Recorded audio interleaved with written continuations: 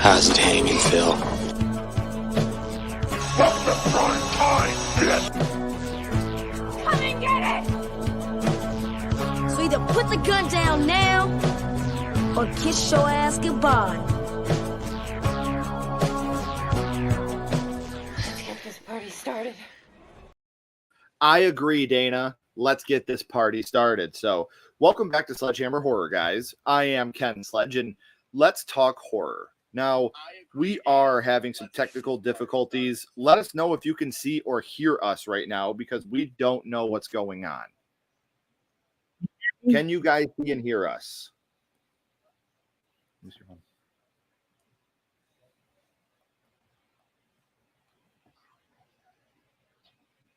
Yeah, because I don't know if you guys can see or hear us right now. I know that we're having some technical difficulties. Kainan, can you hear me?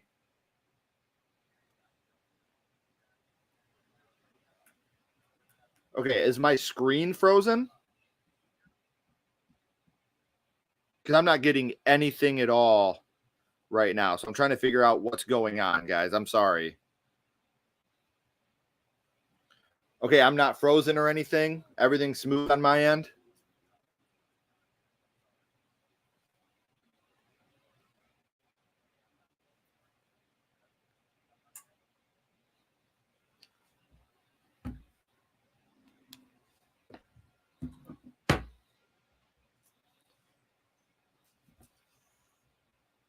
I'm so sorry, guys. I don't know what's going on.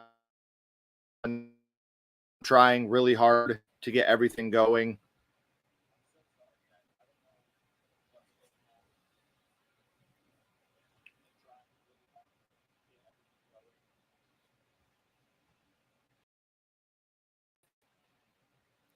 Okay, am I frozen or am I good? Because I don't know.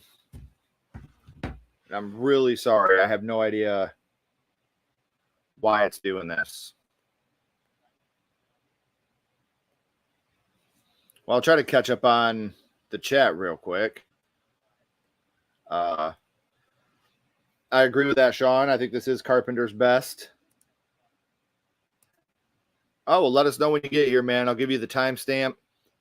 1A of all time. Can you hear me now, Kainan? Yeah, I can't hear anything. I think something's going on with my headphones. Hold on. Okay. I don't know why they're doing all this on me right now. Hey, what's up, pretty lady? Nice to see you. What's up, Adrian? Okay, so some people can hear me. I'm going to switch to these. Happy birthday.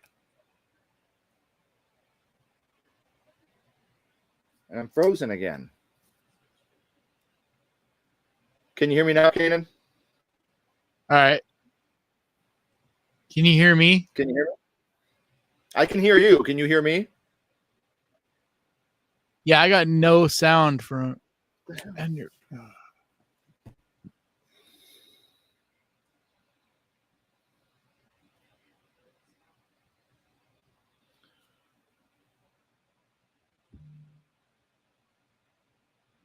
Check, check. Mic check.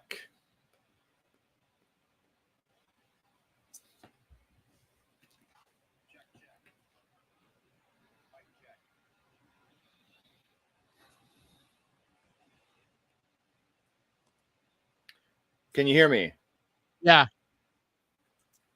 You got me now? Yeah. Yep. Okay. I don't know what. So now I just got to figure out how to hear the movie. Right. But you can. Am I moving okay, or am I frozen?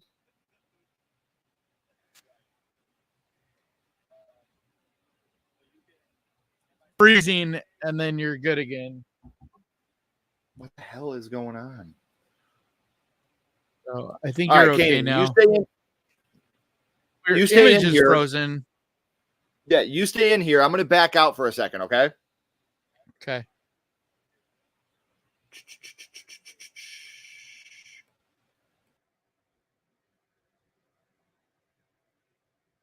Yeah, I'm watching. Sorry, guys. We'll get this sorted out in a minute. So apologize to everybody. Hopefully you guys can. All right, I am here on my hear phone. me. Okay, now you're doubling up. You got a window open. Yep, I'm just gonna. It looks like I'm. There you go. There you go. Tonight. Yep. Now you're clear. You sound good, Okay. but I'm hearing myself doubling up. Yeah, I'm gonna have to get this mic off. All right, it's gonna be just a minute. How would I do So, this? but yeah, now you're clear though. Hold on. I'm gonna do one more switcheroo. Hold on. Okay. Now you're in two windows. Man, this is gonna be such a pain. I'm so sorry, guys. There you go. Oh, we'll get it now started. let's go. Okay, so it This wasn't shit on happens my sometimes, end. guys. That I'm helped. so sorry. I know this is not ideal. Run upstairs and grab me mom's charger. All right, so StreamYard. I'm gonna go in for my phone, you guys. That way. Oh, were you through your computer? Yeah, I was going through my laptop, but I'm gonna have to go through my computer or through my phone on this one. It's just there's no way that I'm gonna be able to do this through the laptop if it's doing that stuff. Because even now, I can now hear you're the echo and all that. Yeah. Yeah, I don't know if it's the connection thing or.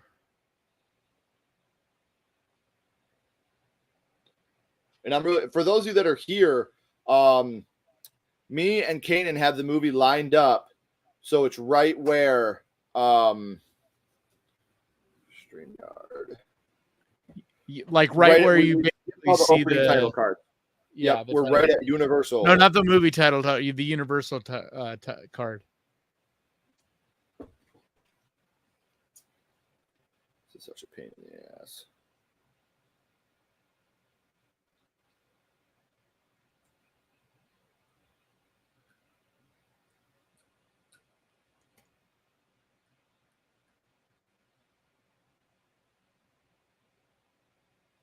Okay, there should be two of me.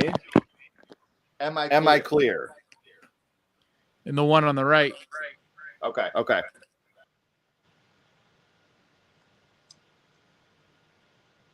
All right, guys, I'm here. I hope everything looks good now. I'm gonna try to catch up on the chat real quick. How's everybody doing? Yeah, you tonight? do that. Well, I'm gonna switch back the other mics. Try to get my setup the way I had it before because it should work now. Okay. I really appreciate, and I know Kainan does, you guys bearing with us here. I know this isn't very ideal. But I seriously appreciate you guys sticking through with us. This happens. It wouldn't be a Sledgehammer horror stream without some technical difficulties, guys. Is it good now, though? And again, Big Rod, happy birthday, man. I hope you have a perfect, amazing birthday. Thank you for spending it with us. Hey, thank you, Charles. I can't wait to watch it with you. So, you know what that means, guys. Ooh, baby, ooh, baby, ooh, baby, ooh, baby. Thanks, buddy. And we're going to have a cooler version of that up soon. Oh, the thing is definitely worth it. Totally agree. Do we sound good now? Do we look good? What's up, Quentin? Knocking on freaking wood. Cue the song, baby. All All right, so are we good now? Do we sound good? Can you guys hear us okay? Everything okay? Everything good? How you doing over there, Kainan? You good? Very much agree.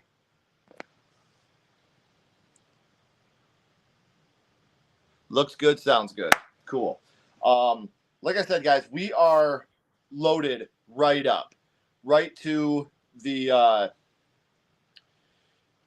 title cards of, like, right when we push play, it's gonna say a Universal Studios picture. We got all the opening cards out of the way. That way we could just go in and do it. I'm trying to pull up on my laptop to see, kind of monitor and make sure things look good. Again, I know this is not and I'm so sorry, everybody. I'm watching on Blu-ray. Hey, babe, miss you. Hope you're having a good night at work. Hope it goes fast for you.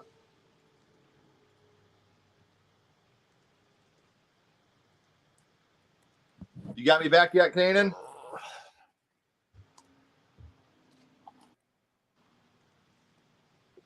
Got volume back yet?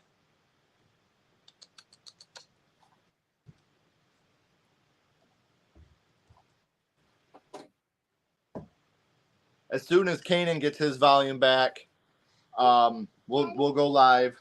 Daddy, my phone's down. Go ask Sissy to put it on my charger. Kenley.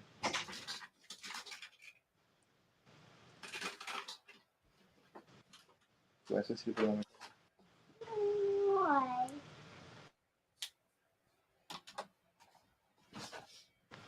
Today?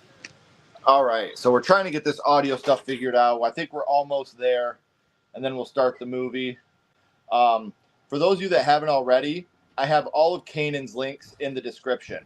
So make sure you're following him on social media. Make sure you're subscribed to his YouTube channel. Absolutely amazing YouTube channel. Tomorrow, we're going to be live with Haunted Hippie and Frank's Media and Reviews, ranking every movie, our favorite movies from the year 2010 up to 2019. And then Saturday, I'll be joined by Rob from That Horror Couple to do a SummerSlam watch along. So if you're watching SummerSlam, come watch it with us. We'd love to have you guys watch it with us. That would be fun. I don't know why this is happening. Like, I have no idea what happened here. I know Ashley would love that. We'll plan tonight. I'll talk to Ashley tonight. We'll definitely do The Fly because Ashley loves The Fly. So I know that Ashley would love to do that one. All right. Can you hear me? I can. Can you hear me? Yeah. Awesome. All right, guys. I think we're good. Hold on. I was telling everybody, see, Ashley is a big yes on that, Adrian. So our next live stream like this will be The Fly. Yes, I'm using my phone. I don't know what's going on with my PC, but it did not want to work. So, yeah, I was saying that I got all your links in the description, Kainan, for social media and YouTube. So people need to make sure they're following you on social media. Make sure that they're subscribing to your YouTube because you are genuinely one of the best. Thank you, man. No problem, man. Yeah, I'm trying to get this headphone thing to work. Yeah. Because that's one going of to those double guys up. that I just talk to on a regular basis. Like, we just text and talk about cons and meetups and stuff like that. Like, he's just genuinely one of my good friends. So anytime I get to work with him, it's an amazing experience. Man, none of my technology is wanting to cooperate. I don't know what's going on. But at least I can hear you now. So that's... Right. All right. If everybody's ready, we are going to fire it up on the count of 3. You ready, brother? Don't fire it up because I still can't hear the movie. Oh, no. That's what I'm trying to get sorted is. We do kind of need that. While Kainan's doing that, I want to remind everybody you can become a member to Sledgehammer Horror for just 99 cents a month by clicking the link down in the description and get some Sledgehammer Horror merch. That link is also down in the description. So for the next 3 months, in August, Ashley and I are going to be doing a panel at Fan Expo in Chicago. In September, we will be doing we will be media guests at Horror Hound in Cincinnati. So come out and see us there. And then we'll be media guests in Scarefest in Kentucky in October. So August, come meet us in Chicago. September, come meet us in Cincinnati. October, come and meet us in Kentucky. And you're going to be able to meet a lot of amazing, amazing people. Scarefest has a great lineup this year. I got it. You got the movie? Okay. Yeah. Because I have to get the movie audio through here because otherwise it'll double up. Yeah. Like, because I have it through my tablet. So. Uh-huh. But all right. All right. So here we go, guys. We are going to start down. the movie on the count of 3. And if at any point you need a timestamp, let us know, and I will be happy to give you a timestamp. So on the count of 3, Kainan, let's go. All right. 1, 2, 3. Okay, so everybody should be seeing the Universal Picture logo. Yep. A Terman Foster Company production. Yep. Cool. Kurt Russell. Kurt Russell, baby. I still always think that his son, and they're never going to do it, but it bums me out because I'm like, dude, they should totally do a sequel to The Thing or remake The Thing and use his son. For sure. Like, dude, Wyatt Russell looks so much like him. I mean, like, at least they're doing the whole thing with him, like the two of them in Monarch. Yeah. Have you seen that? No, I have not. But I saw him in Night Swim, and he was one of the high points of the movie. Yeah, but I mean, like, they're both Kurt Russell and Wyatt Russell are both in the series. It's really cool because Wyatt Russell plays a younger version of him in the show. That's hilarious. What's it called? Yeah, Monarch? it's that Godzilla show. It's actually really, really good. I'm going to check it out, man. Yeah, it's over on Apple. What's up, Eli? What's up, Lil Boozy? All right. Screenplay by Bill Lancaster. We're happy to have you here. Directed by John Carpenter. The sound design of this movie is like so amazing, so good. And it always blows me away that it's not John Carpenter. Right. I've always said one of the things about this movie is underrated sound design and score. Like the sound design and the score of this movie are just absolutely phenomenal. Yep. But it's just weird that it's not John Carpenter because it sounds like a John Carpenter, score. Production. Yeah. I always wonder how much input he had on the score. Have you seen how they did this logo right here? Have you ever seen that? I think, is this the one where they did the, I know I've seen it. It's like a black trash bag. Maybe I didn't. Yeah, it's a really it's practically done because they had no other way of doing it back then. But yeah, it's like really trippy how they did it. Oh, that's amazing. Like if you watch on the Blu-ray, they have like a bunch of the behind the scenes stuff. But I'm gonna have to do that tonight because that's what I'm watching it on, ladies and gentlemen. I got my Blu-ray in. Oh, I would love to do Jason Lives with you, Quentin. That's one of my favorites in that franchise. It's so funny to think this movie bombed when it came out. Yeah, it's so bizarre, man. But that's kind of the story of John Carpenter. It's like most his movies, besides Halloween, really. Because like In the Mouth of Madness is incredible, and that bombed. They Live. I'm not going to be able to say the name right, Lil Boozy, but it's Ennio Morricone. Little Boozy Bert. Yeah, it's Ennio Morricone is who did the score for the movie. Oh, okay. Isn't it Morricone? I think it's pronounced Morricone. Morricone? Sounds about right. I think it's like Italian. Oh, you got to watch. This movie's fantastic. I would love to do that. I love The Woman in Black. I think it's super underrated. I need to rewatch that, man. It's been years since I watched that movie. It's such an underrated movie to me. Nobody gave it a chance because it was the guy from Harry Potter. Yeah. Which is interesting because now everybody sees sees Daniel Radcliffe differently. But you're right. At the time, he was still Harry Potter. Right. It was right after the Harry Potter phase, and everybody was like, whatever. Harry Potter in a horror movie, who cares? But I think Did you like the sequel? I thought the sequel was just fine. I didn't think it was like great, but it was fine. I like how it had like the war moments in it. I thought that was really intelligent. God, he does such a good job of making you immediately feel this isolated, like void filling in the beginning of this movie. Like, you know what I mean? Like, did such a good job of telling you without telling you, like that they're all alone way out in the middle of nowhere. Like that they're in Antarctica and there's nothing for days. And you're like, leave the dog alone, please. Yeah. Where did they shoot this? Did they shoot this in Canada? Like, I believe so. Wasn't it British Columbia or something? Because I know, and then like what I love about this now is like how well, even though I'm not a fan of the CGI of the prequel, but the way the prequel ties into this, right? It's with the dog, like that's so fucking great. Yep. It's just the biggest thing with me in that movie is it always just makes me so sad because it's one of those what could have been. Because if they had have used the practical that they actually had shot, I mean, they already shot the whole movie practically. Right. If they had just left it alone, but the studio interfered and made them redo everything CGI, like, just what could have been. Like, could have been sequels. I want to play chess with Kurt Russell. Oh, I know, hell yeah. I wonder if he's any good. You are right though, like especially in this movie, like his son looks so much like a young Kurt. Like they're identical, man.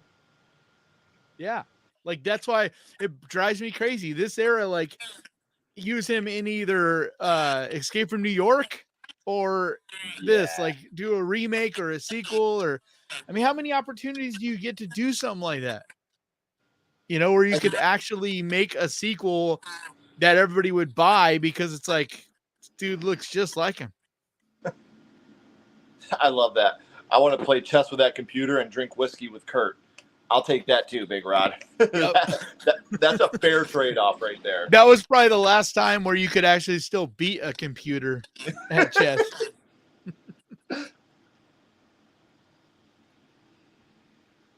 Like, it's been quite a while now since anyone was able to beat like the best computers at chess. Like, it's crazy the AI, you know, what it can do, but it like knows every single move that has ever been done. So right, very intelligent. Like, it can counter every move that you make. Yeah, it's such an odd thing because it's like, what is intelligence? You know, like, right? Because it's more of a recording. It's not so much actually intelligence. Right.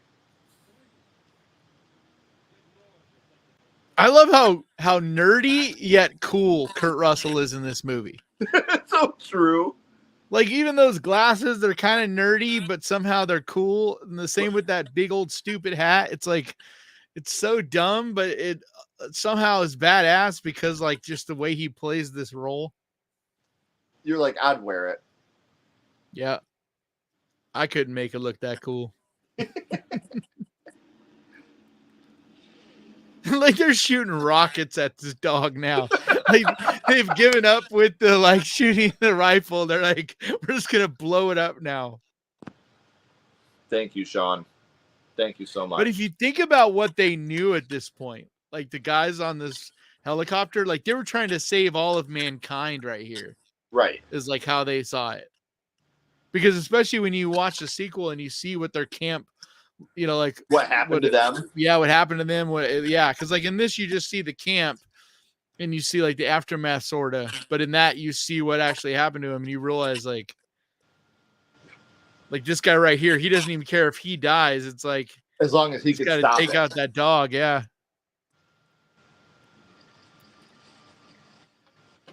That guy's an idiot though. Like, why would you try to dig their grenade out of the snow? Just run. I do love how you got that guy flying when that shit blows up. Yeah. And look at the dog. It's so nice. It's all licking his face. So, yeah, now who's this crazy asshole? Shoot. Gotta love all that sugar glass.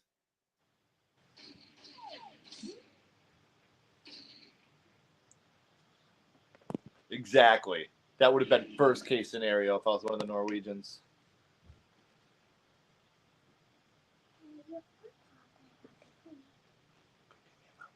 Yeah, just imagine being them.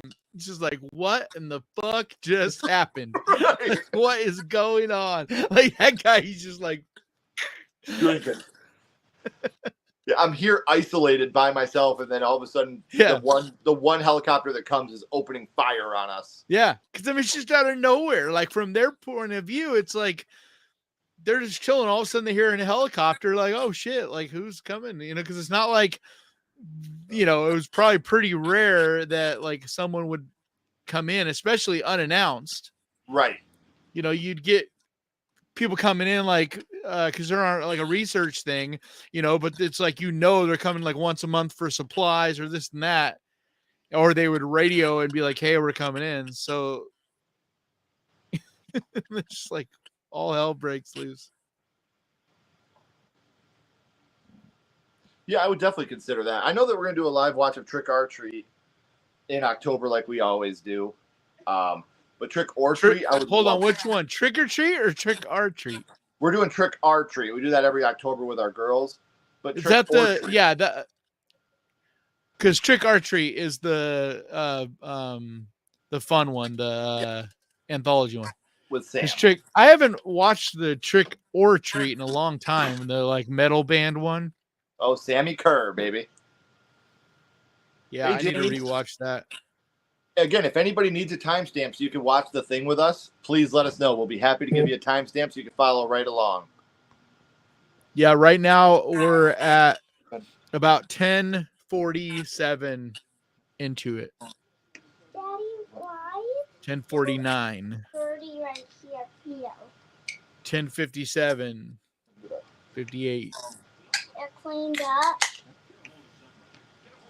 It's like, why aren't you petting me, Daddy? Why would you do that to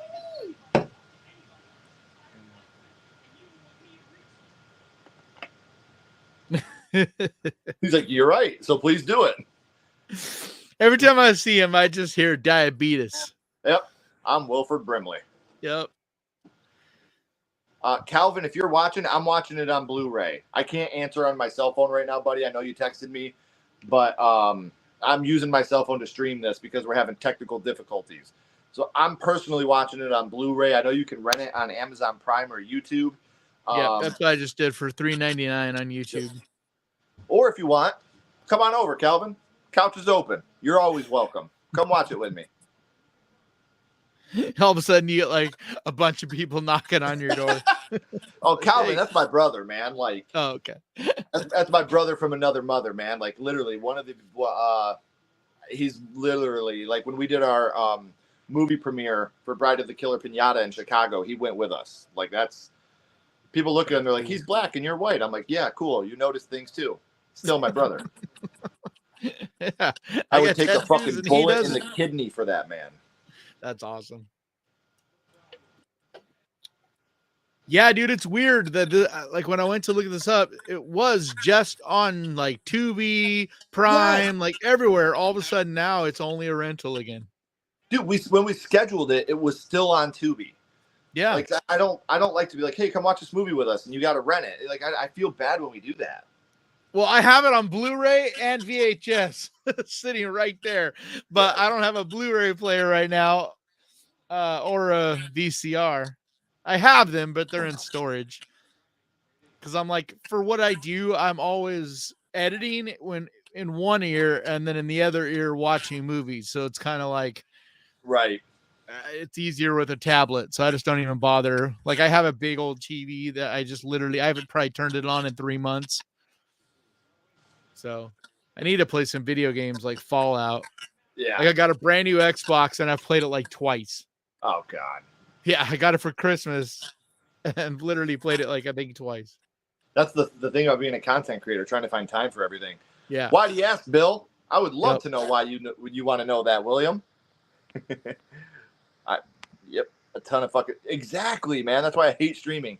What's up, Mr. J Rod? Nice to see you, Dude, I buddy. love creamsicles. I don't know what the meaning of that is, but I love creamsicles. Bill likes to put himself. There's in the hat. movies. Look There at that, it is. dude. He looks cool. I don't care what anybody says. It makes no sense, but he still looks cool. So badass. Yep. Like, Go. I know Go that's a stupid hat. It is a stupid look, but it's one of those things that's like rock stars, right? Where they can wear the most mismatched, like stupid, fucked up looking stuff, but it's almost like if you go so far with it into where it's ridiculous, it starts to look cool again. It still works. Like that makes it always work said even about more. fashion, yeah, because a lot of it has to do with confidence and just owning it. I believe Kurt Russell did hate the hat, J-Rod. Yeah, he didn't want to wear that. He thought it was stupid. It was all his idea to like bend the front up the way that it is, because he said he's like, no, you know, if he had it down more like the way it was, he's like, you wouldn't be able to see and fly a helicopter. Right. And that's what a lot of what's made that hat so iconic is that weird bend in the front. It was really cool watching Adam Savage recreate that hat. Oh, I bet. Like he literally had it sewn for him and then did all the weathering and the bending, and like it was really cool. He did a 1-day build, which it actually took like a couple weeks to do, but it was one of my favorite things I've seen him do. He makes so many cool props, dude. Like I love the people that do that, like the prop makers that just go in and do all that shit. Yep. Well, and like same with Nerd Forge. I love the ones that show people how to do it. Like, yes, they don't just be like, they're not just YouTuber where they're like, here's a 10-minute video of how I made so-and-so. It's like, no, they'll literally show you step by step. You know, could be an hour, 2-hour long video, whatever, but you like legitimately see how they make these things. Because like with my messed up hands now, I can't make stuff anymore, but I used to love making stuff. Like a lot of the masks you see behind me, I made, and like I used to just make stuff all the time. Those are fantastic, though. I do got to say that.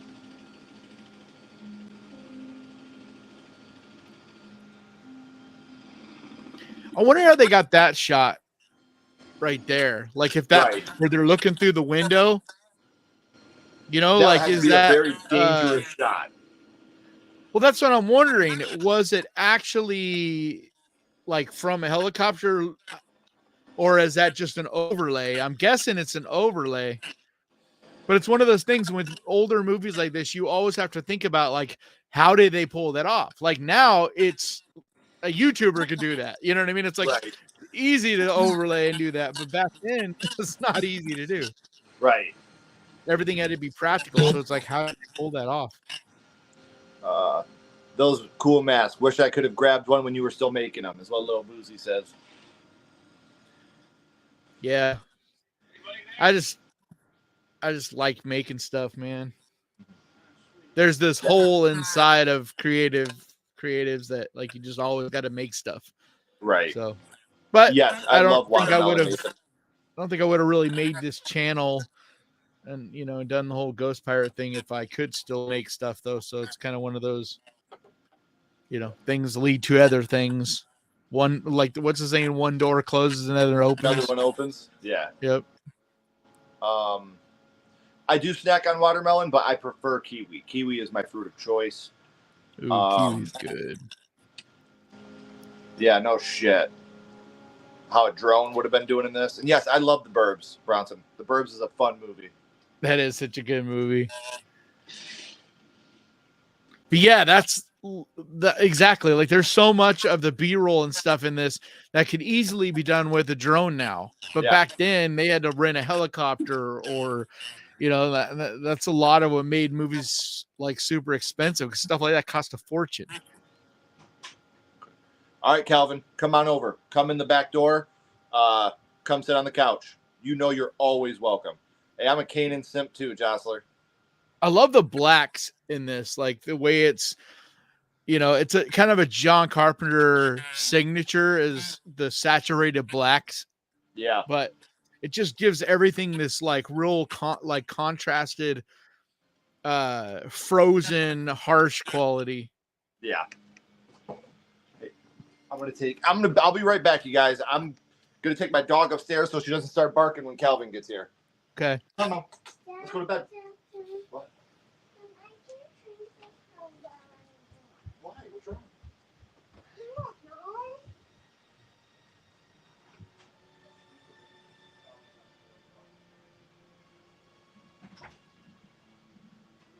So are you guys all watching along?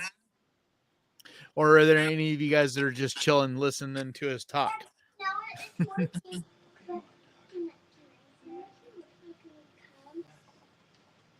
All right, sorry about that, guys. If I wouldn't have done that, my dog would have gone nuts the second Calvin got here. He just texted me and said he's on his way. So you guys will be able to see Calvin now. All right, Calvin's on his way. Come on in the back door, buddy. Just come sit on the couch. You know the back door is always open for you. Nice, Nathan. This is, in my opinion, the greatest horror movie ever made. See, it's funny because, like, it's probably my second favorite movie ever made, but it's what I consider the best one. I can't argue that. You know, like, while it's not my favorite, there's no argument that this is the best horror movie ever made. Yep. Because that's how I feel. Like, Phantasm is my favorite, will always be my favorite horror movie. And, like, I think all of us have those movies where it's like, you know, most people would not consider it anywhere near the top, but for whatever reason, you know, it's our favorite. But, like, very rarely do you have movies like this where it's pretty unanimous that everybody's got it near the top. Like this one, Halloween, Texas Chainsaw Massacre, Exorcist, like those are, you know, Nightmare on Elm Street. Yeah, but for me, I'm with you. Like, for me, I would have to say that House, 1986. While it's not a popular choice, that's absolutely such a good movie, man. Did you see it as a kid? Overall body of work, Bronson, I'd have to go Craven if we're going overall body of work. Yeah, see, I'm John Carpenter all the way. Right. For overall body work. But for me, like Craven, obviously Nightmare on Elm Street, The People Under the Stairs, which is a very important movie to me. Yep. I mean, did Scream, man. I mean, like, right. Yeah, Craven is like, it's one of those where everybody's either John Carpenter or Craven. It's like, right. It's pretty much one of those two. To me, it's like, there's not really a wrong answer. Like, again, if someone says Carpenter, you know, They Live. Yeah. The Thing, like, there's so many different things. Escape from New York, like, there's so many different things where I can be like, yeah, I see why you're saying that. Well, for most of my life, I would have said Craven, right? But then the last couple of years, I went and like rewatched all of Carpenter's movies, and even though Craven is the master of like starting franchises, like John Carpenter, I mean, when you have In the Mouth of Madness and The Thing and Halloween, like for me. And you also have They Live, and you have what's the one I was thinking of that I just lost in my mind? The one with Alice Cooper. It's so underrated. It's like one of the most underrated horror movies. That one might have missed me. I'm blinking on it. Well, Prince of Darkness. Yes, thank you. Prince of Darkness. I mean, like, Lil Boozy had it. Thank you, Little Boozy. Yeah, I mean, that movie's incredible and super, super underrated. Okay. I got to know, Lil Boozy, what'd you think of House? I got to know what you thought of it. Yeah, I love House. I didn't see it as a kid. I think if I'd seen that when I was a little younger, it would be like one of my favorites of all time. But because I saw it as an adult, it doesn't quite have that wow factor. Yeah, it's so good, man. Speaking of wow factor, this right here, man. Yeah.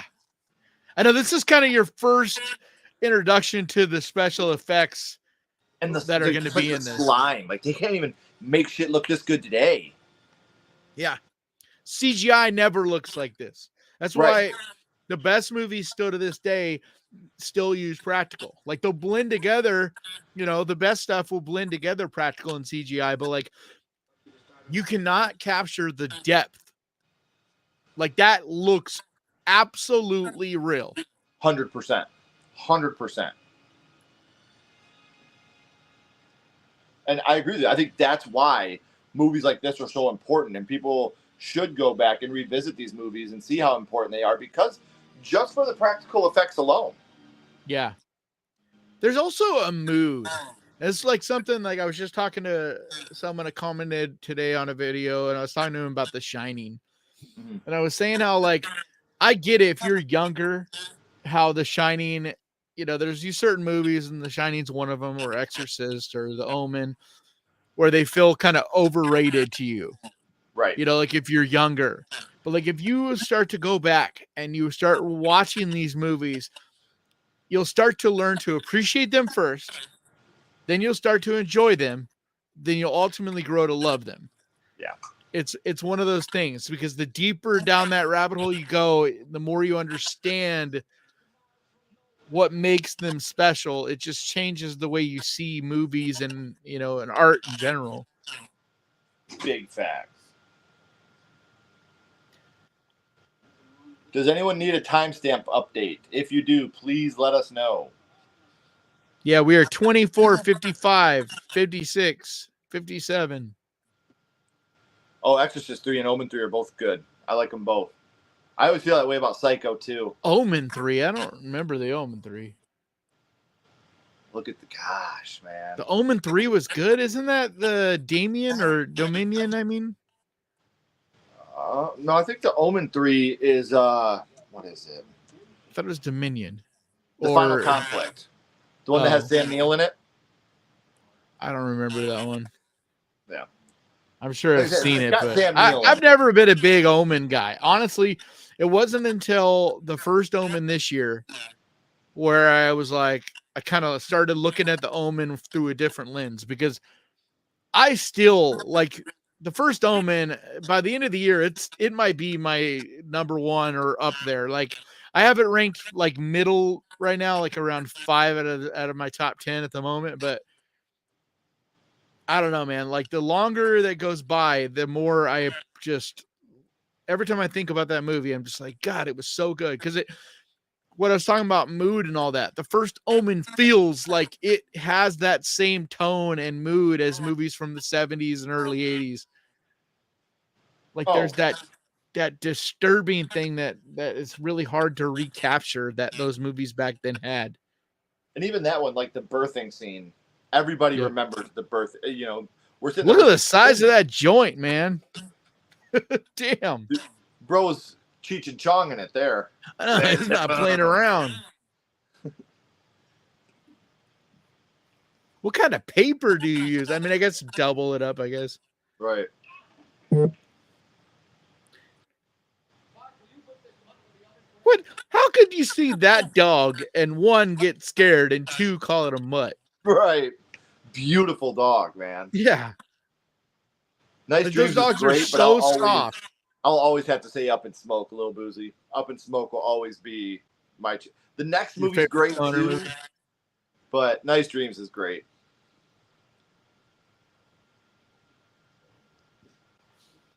Yeah, those movies are so funny, man. I just introduced my son to Up in Smoke, and we were laughing our asses off throughout the whole movie. What's up, Gory? How you doing? Nice to see you.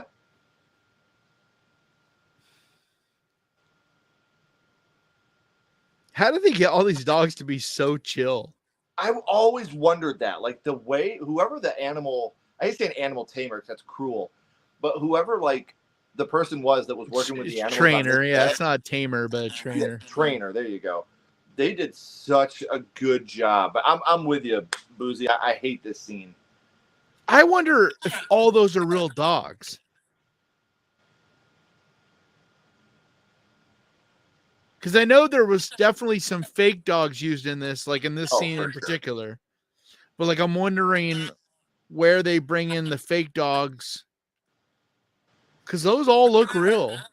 Yeah. I love that Beetlejuice drop there, Bronson. Oh, God, that's so wicked. Man. So wicked, dude. Like, how do you do that shit? It's insane.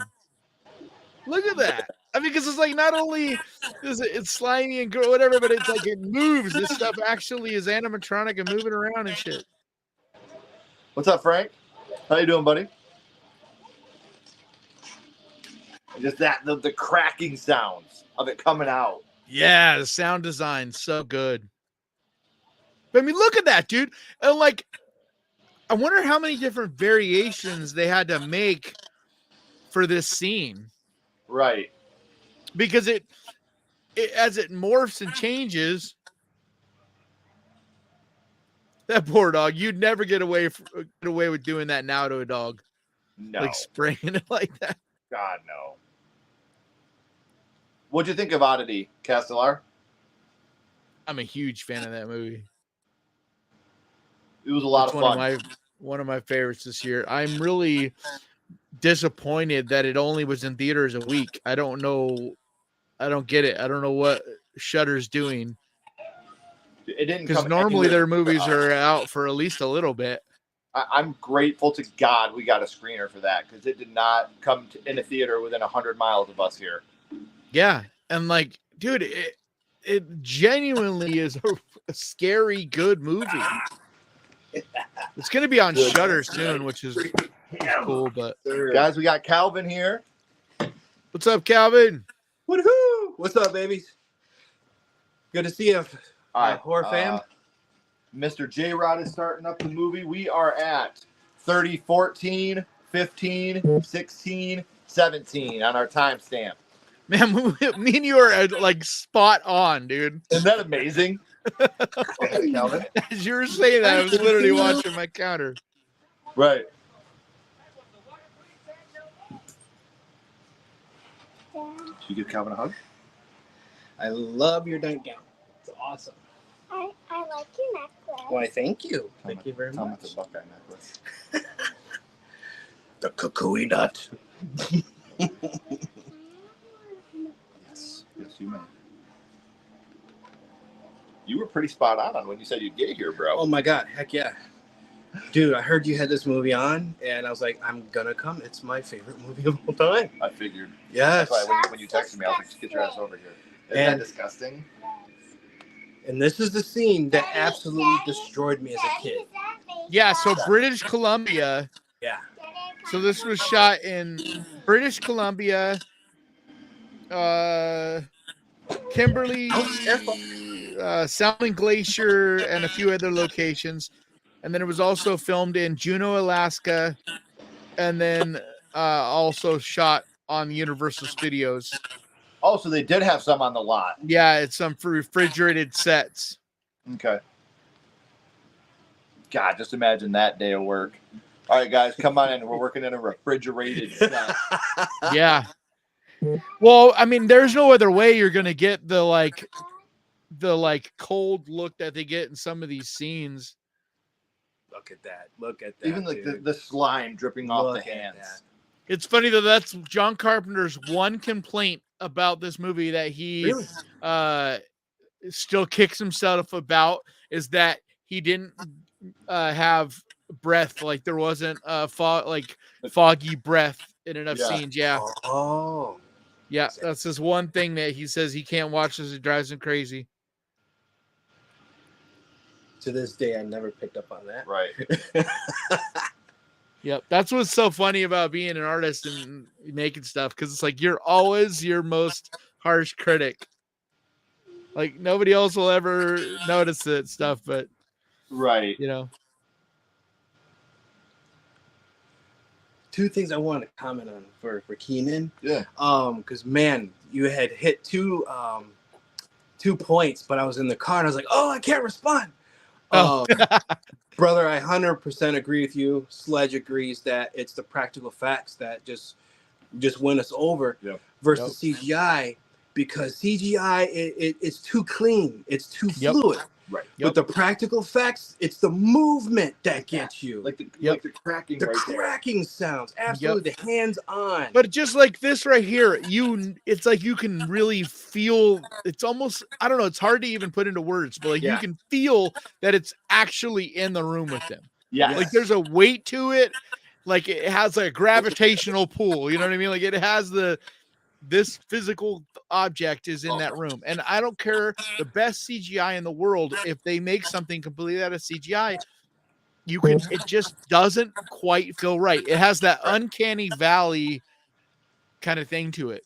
Yes. Lil Boozy said it best. It's visceral. And it's getting better. I mean, it is, but I still think the best will always be like the peak of all of it is when you mix the two and you can't tell where the CGI ends and the practical begins. Like they're just married together. That's the best stuff you'll see. And like, I love that we're seeing that more and more and more. Like in Evil Dead Rise, there was a lot of that where you couldn't tell where there was practical versus, even though I know they used a lot of CGI in it, you know, it's. Well, it's just like when you're talking. I've always said that your practical effects need to be your mashed potatoes, and your CGI needs to be your salt and pepper seasoning. There you go. You know, you season with the CGI just to make it taste a little better. Hey, Maddie said hi. Exactly. It's that blending. You blend. It's like you soften out the edges. You blend the practical into the atmosphere or into the environment. Mm-hmm. Like nowadays, this scene coming up here with the arms. Yeah. That is the one of the only practical effects in this that looks super dated. Okay. It's like if we had, if it was done now and you could smooth it out a little bit with CGI, it would look so much better. Right. Say hi, Maddie. Hi, Aunt Cecily. Hi, Maddie, and hi, Aunt Cecily. Say we miss you guys. We'll see you soon. I actually just did my first horror movie with Mr. J-Rod today, and we talked about this movie. So it's like a thing double feature, man. Nice. Have you guys ever seen I forget who did it, but there was that video where they go through this entire movie and tell you where who was infected at what point? No, I need to watch that. Yeah, it's really cool. When we're done here, can you like, text that to me so me and Calvin can watch it? I don't remember who did it though. I don't remember who did it. It might be what's his name? The guy that I'm forgetting his name. If I come across it or remember it, I'll send it to you. Please. I'm sorry. Because it might be what's his name? The guy that always does the Saw movies and like.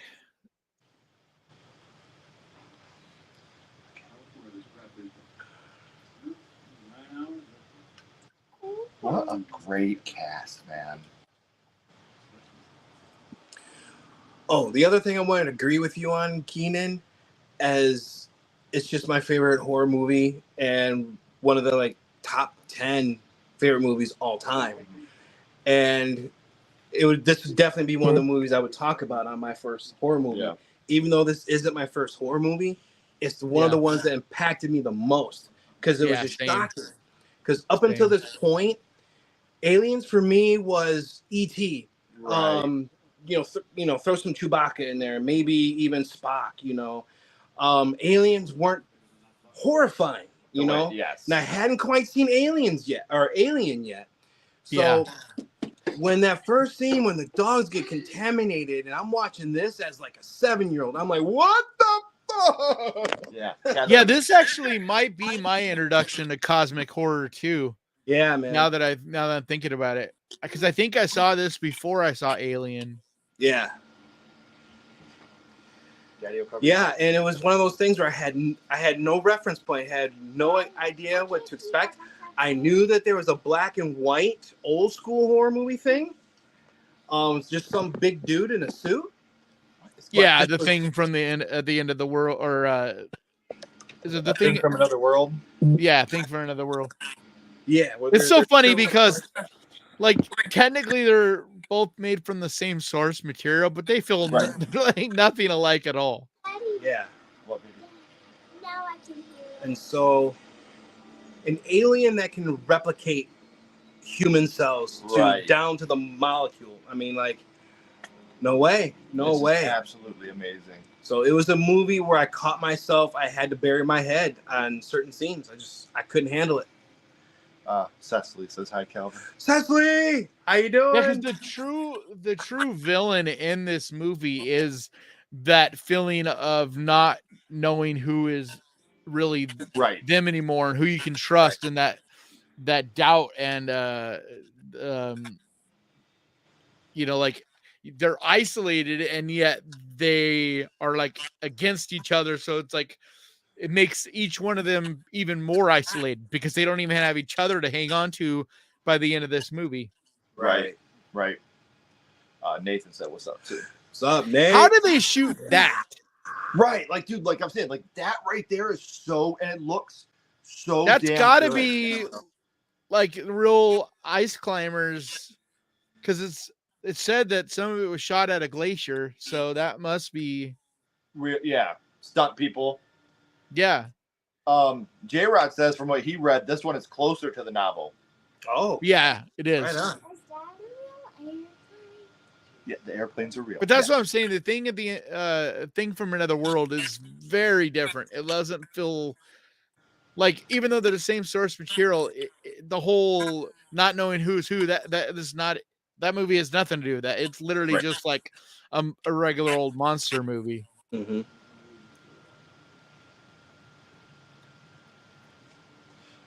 One of my big complaints about this, Howard I don't Hawks. like, and I know this is such a cheap complaint, but I say this about every movie, so I got to be fair when I'm fair. I hate the amount of fade outs in this movie as a transition. Yeah, but it's at the time there wasn't a lot of Right. ways to cut from one scene to another. Shit, you still see that now. A lot of YouTubers, when they edit their videos, they fade out on every cut. I know. Like, there's one in particular who's a friend of mine. I won't mention his name because I love him, but dude, he fades out like every.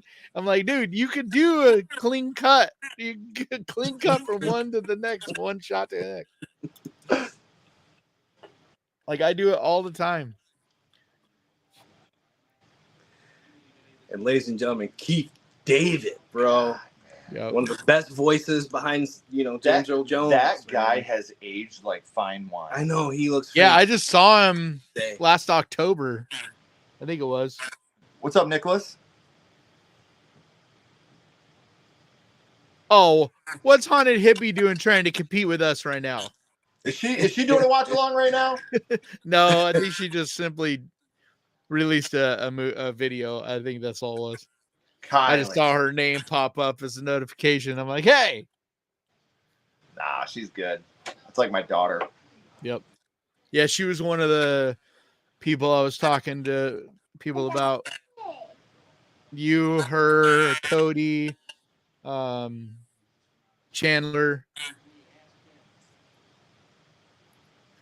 It's just an amazing group. Spooky To be lumped astronaut. in with that group of people is amazing to me. Yeah.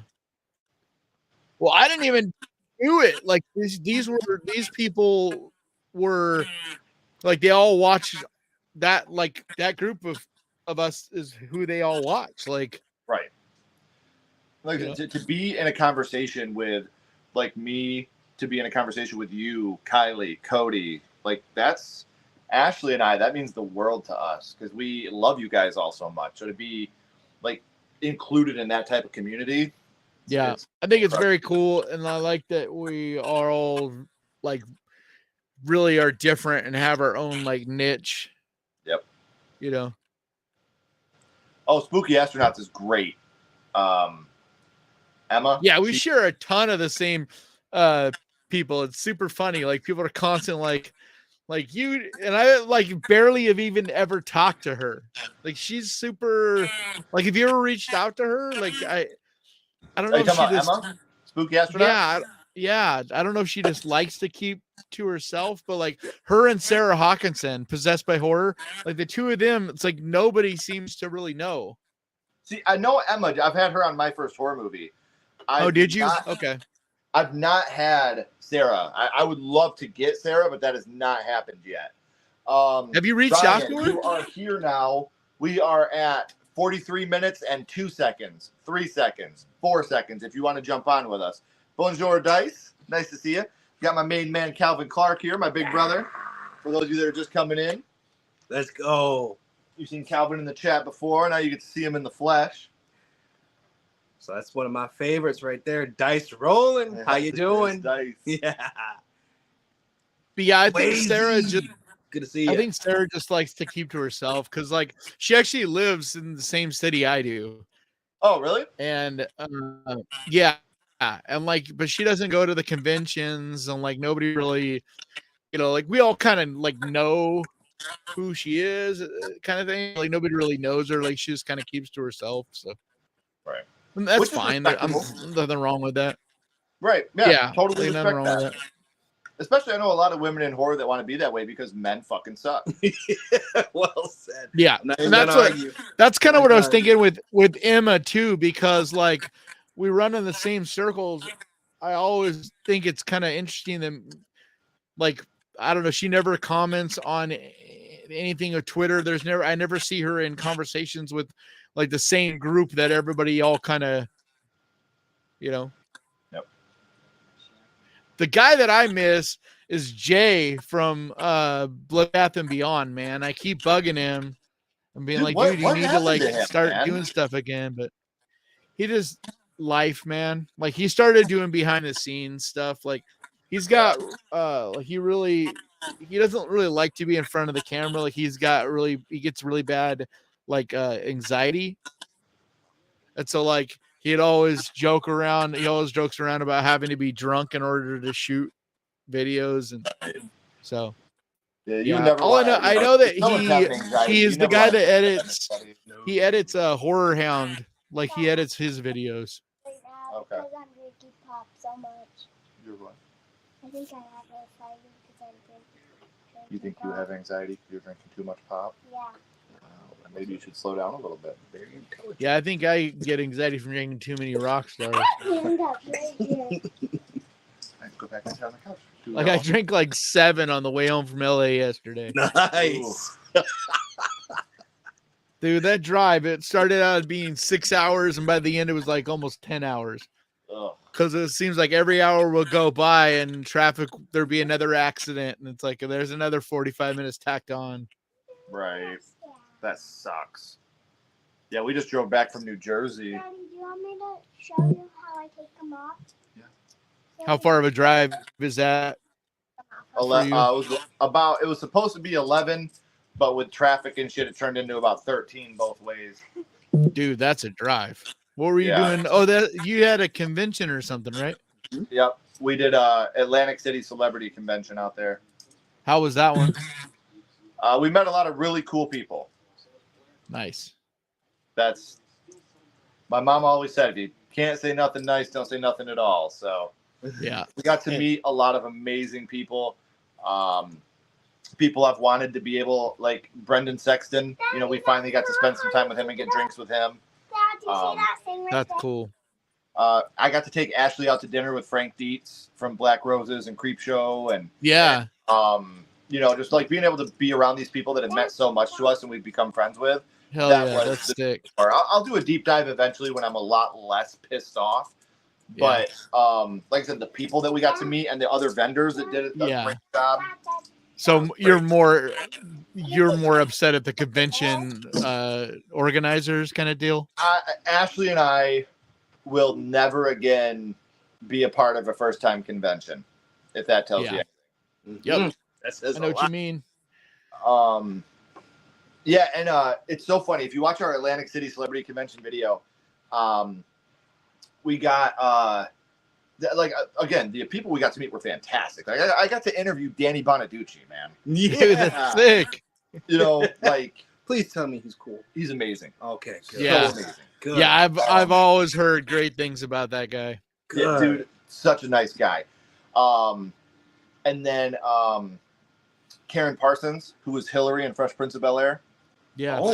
Got to spend some time with her. She was was awesome. Beautiful. Absolutely beautiful. Big crush on her back in the day. Yep. And then all the people from the TV show California Dreams, like they were all great. But if you watch the video, you'll see Miguel Nunez Jr. video bombed us while we were doing a interview. Oh, nice. Oh God, I love this part. That yell was so original. I was like, what? I like your bracelet. Oh, thank you. One of my students. Dude, it looks so cold, man. Was genuinely one of the coolest dudes in the world. Black and white. I'm gonna. Oh, that's like I love a good fire stuff like that. Have my room painted with black and white. Nice. It's gonna be. Oh man, I'm telling you, like we have a video of Miguel Nunez Jr. doing the ooh baby, ooh baby. Oh, nice. That's awesome. I showed him a video Yeah. of us how we use that on our live streams whenever people do a donation. Yeah, dude. And he was like, Yeah. he goes, well, let me do it for you right now so you can do a live version. I just haven't got to upload it yet because we've been so busy. That's so sick. Dude, Yeah. But he was like, give me your mic. And he went to the back and he was just like, ooh, baby. He was so kind, man. That's awesome. amazing. I love hearing that, man. And like, Yes. they have this area that was just for like the celebrities and stuff. You have to- Yes, it's all fake. I promise. Just like when Daddy did. So did you have a booth there, or were you Yeah. just like rolling Yep, around? we had a booth. Oh, okay. They take a lot of them and pay all of it for all of their money. Yes, ma'am. But we had this area. It was like a break area, and it was outside. And me, Ashley, a friend we met there named Christian, and Miguel were all out there just sitting down. And Miguel gets up and he walks over to the edge where where you can look over the edge, and there's all these seagulls down there. Mhm. And he starts talking like he's one of the seagulls, and it was literally segregated. Like the black seagulls are on one side and the whites are on the other. Wow. And he was like, this shit's starting to spread even to the seagulls. See, man? He's like, watch this. If I throw some bread down there, but the white seagulls, well, the black seagulls get shit. See, me and Ashley and Chris were just dying laughing. Like, that's just the type of guy he was, man. He just wanted to spend time and have fun. And, like, That's I awesome. made a real friend out of him, man. Like, he would That's come over and dope. sit at our table and just bullshit with me and Ashley. And he treated Ashley like an equal. Awesome. He knew that she was my partner in Sledgehammer Horror, not just my wife. Yeah. Like, he was Yeah. very kind and respectful. How long were you there? Was it a Friday, Saturday, Sunday? Or? Yep, we left before Sunday. I'll text you a little bit more of the story when we're done here, because I don't want to put Yeah. everybody on blast. But Yeah. I'll do a video about it eventually once I am a lot less pissed. Yeah, I know what you mean. I've gone down that road and dealt with some stuff like that before.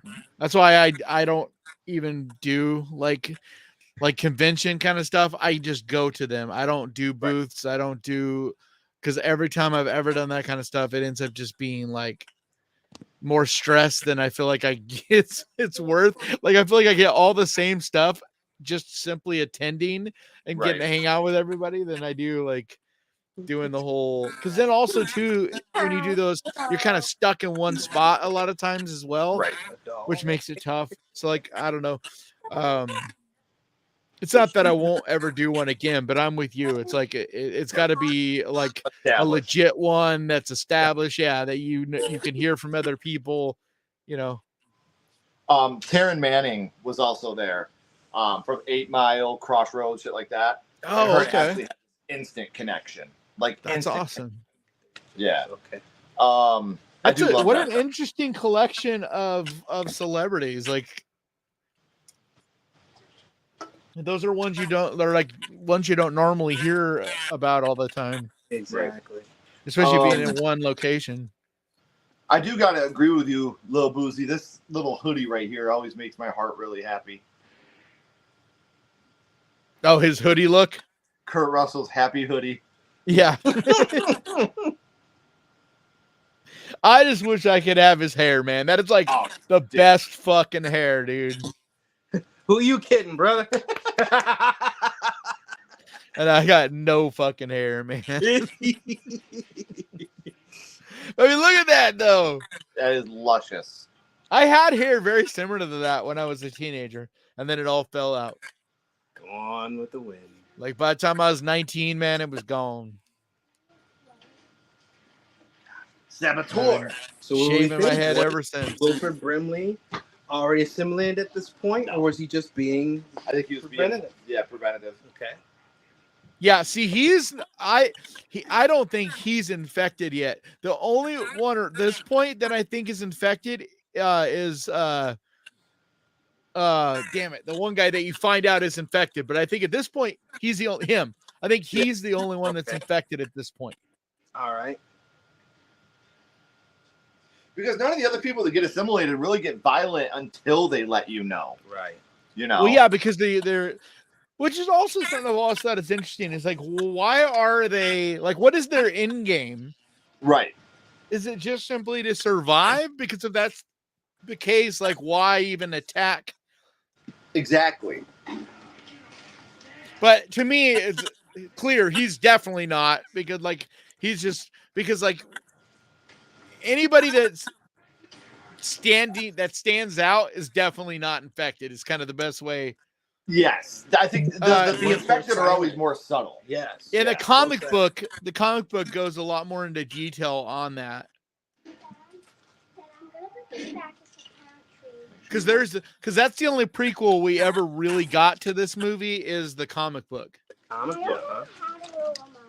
Yeah, it literally takes off right where this ends, like where they're sitting by the fire. It starts off right there, basically, and continues the story. Okay. And it's the only answer we get on who was infected. At the end of this movie, where there's just the two of them sitting there, it answers which one of them was infected, if he, and what happens from there. Which has been like the debate forever. Like, were either of them infected? Right. If so, which one was? If not both, like it's definitely not both, because then they would just be like, "Cool, well, we don't need to like sit here and stare at each other." Right. I can tell, brother. I know your eyes. Here you go. This is the part that made me so sad as a kid. They're Dad, how do we get this whole place? quarantining them. I was like, oh, I felt so bad for him. Chloe did this. I love this scene where he gets all pissed off. Get me out of this goddamn Bread. Don't step in bread. So I know Wilford Brimley back in the day was pushing, I think it was oatmeal.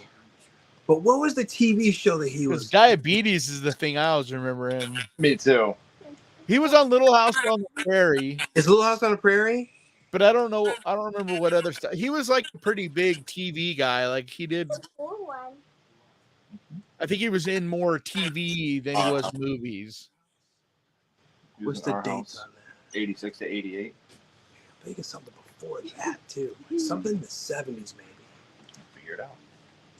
Well, yeah, I think that's more when he was doing movies. Right. Okay, so he was in The Natural right around the same time, as well as Cocoon.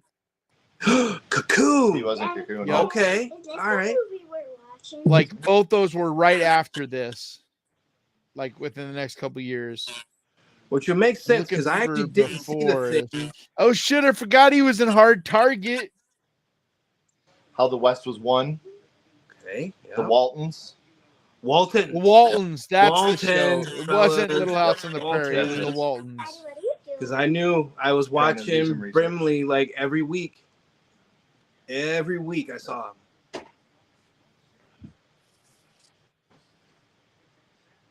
And just throwing it out there, I did not see The Thing in the theaters. This is the one that as soon as it made to HBO in its infancy, when HBO would like show movies on the loop over and over and over. Yeah, I saw it on VHS. I saw it even later than that because I didn't have cable and stuff growing up.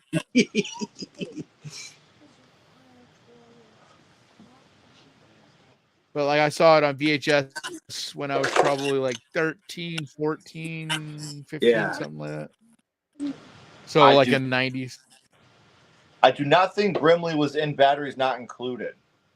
I'm not seeing him in the cast list here.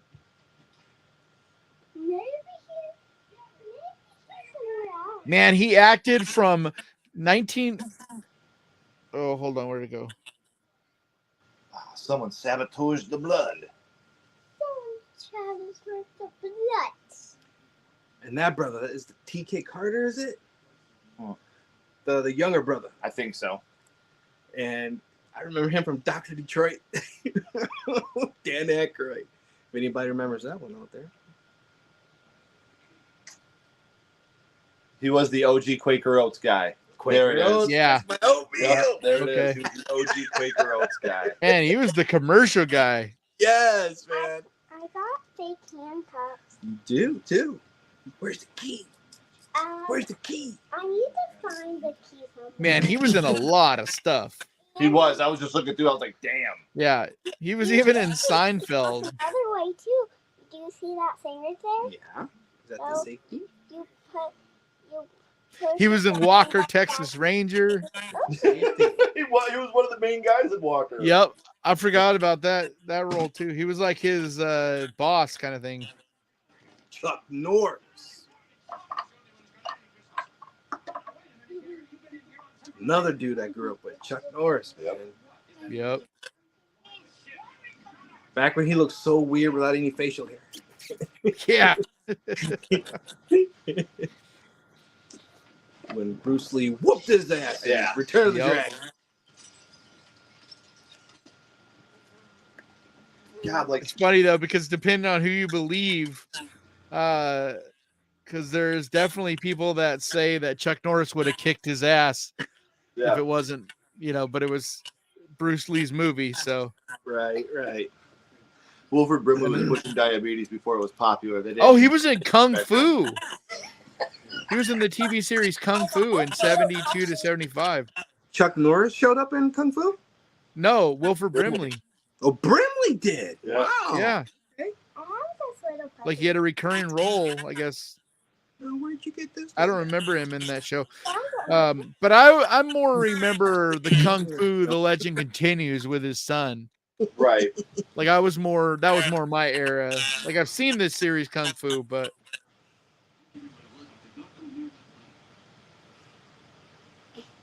Like I said, just the fear of isolation and who you can and can't trust is just so fucking scary. There's horror right there. Right. Just the not knowing. But that's what I mean, because like in this moment, every one of them feels completely isolated. Like not only are they out in the middle of nowhere, they can't even trust the circle around them.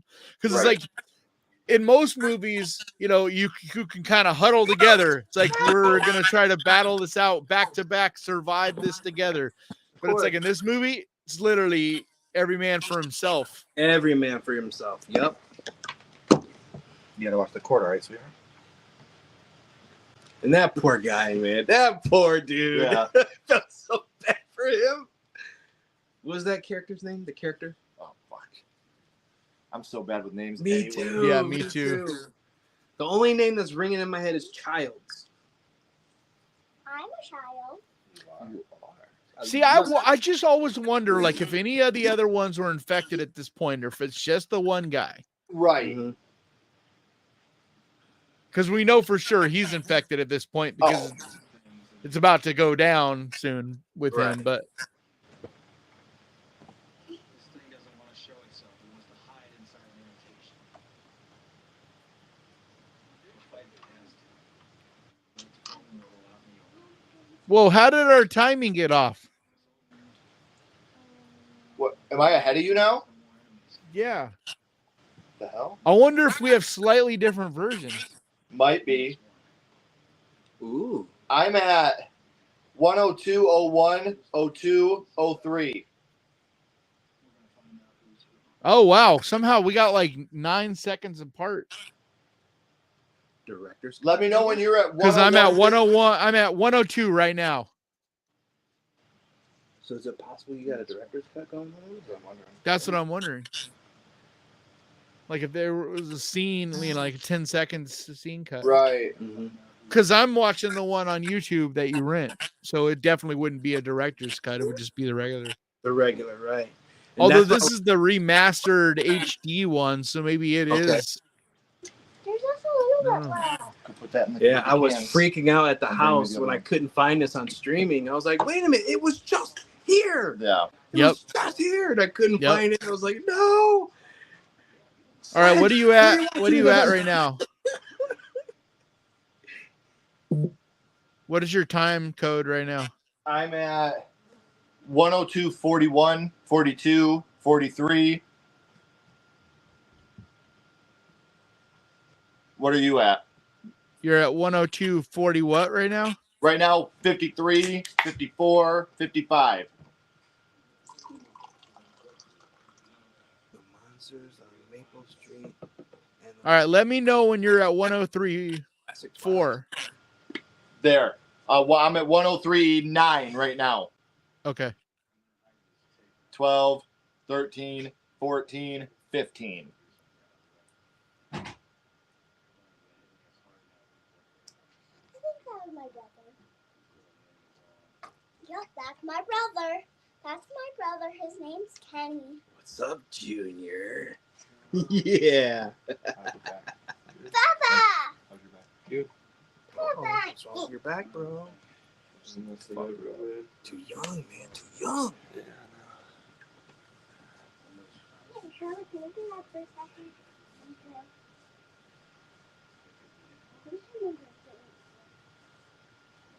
That doesn't make sense. Why would it?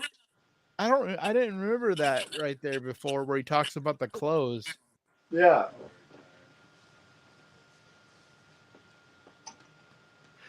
You know, that is a good thing. Like, I wonder, how does it get into their bodies? Like, through their I've butt? always wondered that. Like, you I don't think get to see it take over. Yeah. It's by touch. I don't Well, yeah, but he just says it destroys clothes. So, you know, if it destroys clothes, then it must like have to like really get into you. Right. Somehow. I mean, like, why would the clothes be damaged? Shit, I'm down to have Calvin any watch along, Nathan. Yeah. Oh, what did my boy say? He said, "Got to have Calvin more watches." Ah. Thank you, Nat Mills. Yes, sir. This is the best, man. This is the best. So if I'm ever allowed out of the house, I will come. Right. Did they show in the sequel? Did they show how it took over bodies in that one? I don't think so. That's a prequel. Yeah, it is a prequel. Because I don't remember. I know that we. Get Oh, to that's see right. the It's a helicopter prequel, of but them it's actually- still. But I don't remember them actually showing it infecting anyone. Yeah, that's what I'm wondering. Because you're right, it is a prequel, not a sequel. I said sequel, I meant Okay. prequel. But like I was saying before you came on here, like they need to make a sequel with his son before his son is too old. Because like right now he's the perfect age. You could make a direct sequel to this, Oh. and he looks so much like him. You wouldn't even have to do prosthetics or nothing. Like he just looks like him. Mm-hmm. Like if you see him in Overlord, like it's like holy crap, dude, he looks just like his dad. Even Night Swim. Yeah, but like I'm saying, when he's got the beard, it's like, Oh yeah. like holy crap, dude. Like he has the long hair and beard. It's just like spot on. Like I was saying earlier, they have him playing a younger version of Kurt in that series Monarch. It's just wild, like how much they look alike. You having a drink from Susan? Will you give me a Mountain Dew Zero?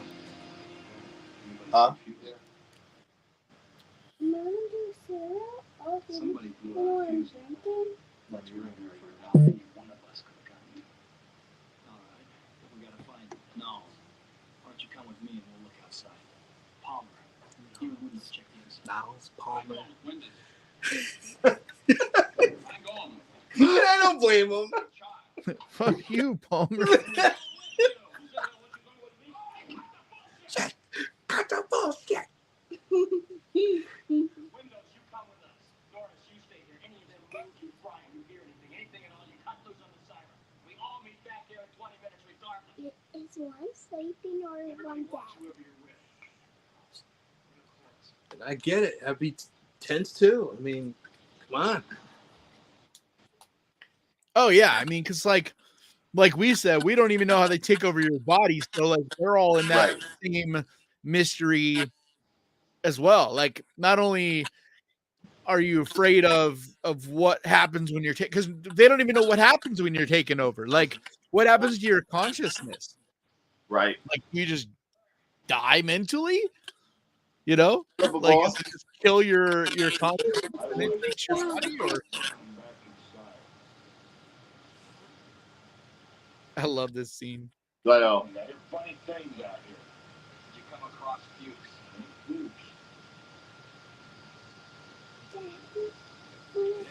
Baboba, what's up?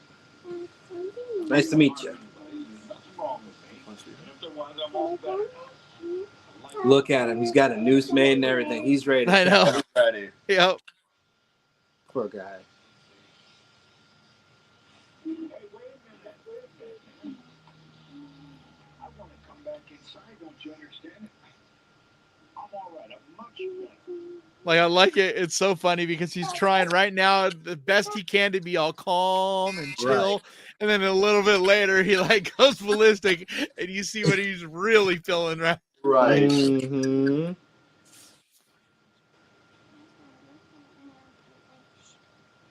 God, that looks so cool. Like I said, I just love the saturated blacks that John Carpenter uses. This is one of those movies that like was made for VHS. Daddy, Yeah. the nail polish. Yep. Yep. I have this on Blu-ray, DVD, VHS. Like, Nice, clean sweep. I don't have 4K. I don't have the 4K. I was gonna say I would be really impressed if you had a laser disc back there with the thing. I was supposed to get it. Actually, my friend got a copy for me. I don't know why. Like, what happened? But like, I still never got it from her. Like, she was at a thrift store one day and found a bunch of laser discs of horror movies. She was supposed to ship them out to me.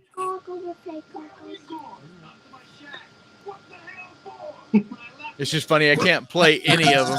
I don't have a Blu-ray player, a VCR, or a DVD player right now. Nice. Like they have them all, but they're in storage, and I'm not going to go digging out of storage. Although I do want to get my VCR again. There's something about watching VHS is like I love it. Nostalgia, man, classic. You know? Yeah, like they just have the trailers, and commercials on there. It just feels like, you know, that you have to fast forward. Yeah. One man ready to. Yeah, like I just got Serpent in the Rainbow the other day. I found it on VHS. Oh, that's a beautiful one. Yeah, that's one of my favorites. It's like I refuse to just get them online. Like I refuse because you could buy any VHS you want on eBay or whatever. And like most of them are pretty cheap. Some of them are crazy expensive, but most VHS are still pretty cheap. But there's something about the hunt, man. I just love finding them in the wild, especially now because it's hard to find VHS. Most people have thrown them away. So like if you find them in the wild, you find them at like yard sales or stuff like that. Oh shit! It's about to go down. Oh yeah, the infamous scene. Down over there with you. That way you can move down. Okay.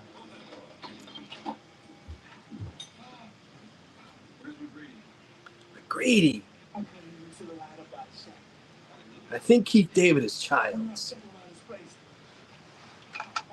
Yeah, his Childs. Yeah. Okay, and McGreedy's Kurt Russell. Mm-hmm. I don't remember the names of the other guys though. Dude, I'm terrible with names, especially. Me too. I'm terrible with names, period. I met all these people this weekend, and like I don't remember any of their names, and I'm like, fuck, dude. I'm like trying my best to remember, like, you know, like someone's wife or whatever, and you're just like, fuck, like I know who you are. You've been in this movie or you're this band or whatever, but like I can't remember the names of spouses and stuff. If you want to timestamp a bow so you can watch along with us, we're at 111:55, 56, 57. 58, 59, 112. Come watch with us. I'd love to know your thoughts. Yeah, we're definitely in sync again. That was weird though that somehow our copies are like had a like some 8-second cutout part. It's weird, right? So as a kid, I remember yelling out at the top of my lungs, "Let him in! He's the main character!" Yeah. He's not in. He's the main character. And I was serious too.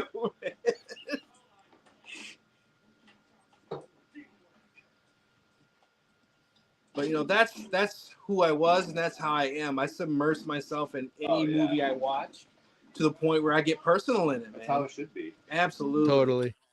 And look at that. Man, he looks like he's gonna die right there. Yeah, right there. Come on. He ain't joking. Come on.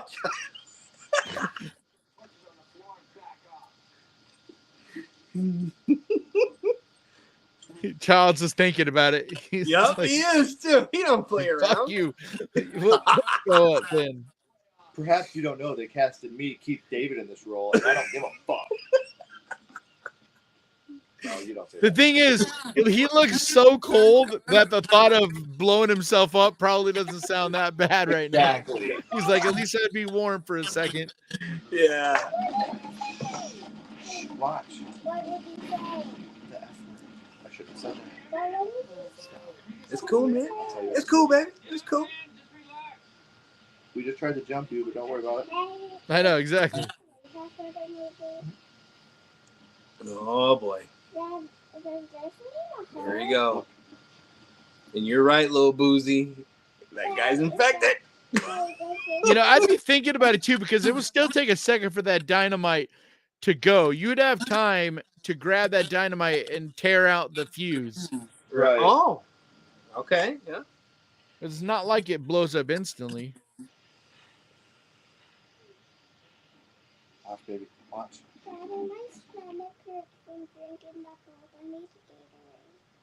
It's also one of those things too where someone's like threatening to blow themselves up, and it's like, I don't know, man. Like, what's your end game? You're dead. like, what degree is someone willing to play chicken? Right. Because right there, he gave away that he wasn't actually willing to blow himself up because when he was jumped, he didn't like the thing. Epic scene, ladies and gentlemen. Here it is. You ready, sissy? This is the scene that just destroyed me as a kid. This is why we need to defibrillate Yeah. someone to do it on their chest and on their stomach. This and the chest burster from Alien are like two of the most iconic horror scenes ever. Yes. So as a kid, I was like, okay, yeah, that starter's heart. Yeah. Come on, you can do it. You can do it. And I was like, what? And I started. And actually hired a guy that was missing his arms for that stunt right there.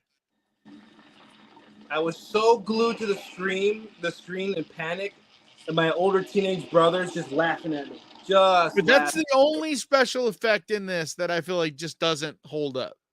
Is his arms, like the way the mouth on the chest looks, and like it just doesn't fit to me with the rest of the special effects. Like the design of everything, it looks kind of hokey. The big old teeth in the chest, like it just, it's like the only thing to me that doesn't quite fit the rest. Sure. Because like this looks incredible. Like it's fucking like what?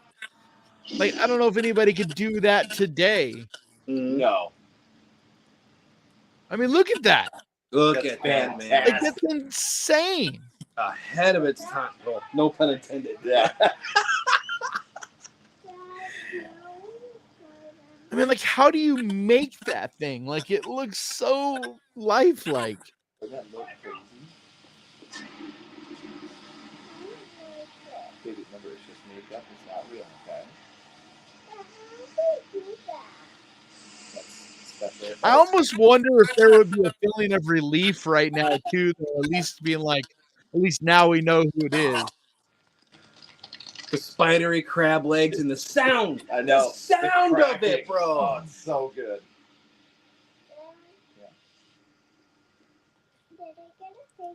I never looked at crab legs the same again. Yep. It's so fucking cool. It Chapter 2 did a total homage to this with little Stan's head. Oh, you're right. You're right. Yep. I love those faces. Bye.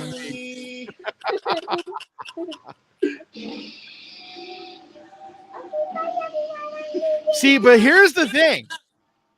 They destroyed that right there. So then who's infected now? And how did it infect them? Right. Were they already? This is where it's tricky because it's like, were they already infected? I think it's been him all along. I do too, because he was the one that was initially with the dog. Exactly. And he's been different ever since then. Blah blah says bullshit. That pun was totally intended. Thank you, blah blah. What? Hold on 1 second, okay? Close enough, buddy. Warning you.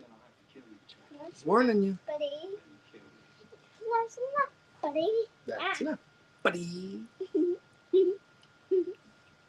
I got these little bathtubs. You can't fit in the nail. I know.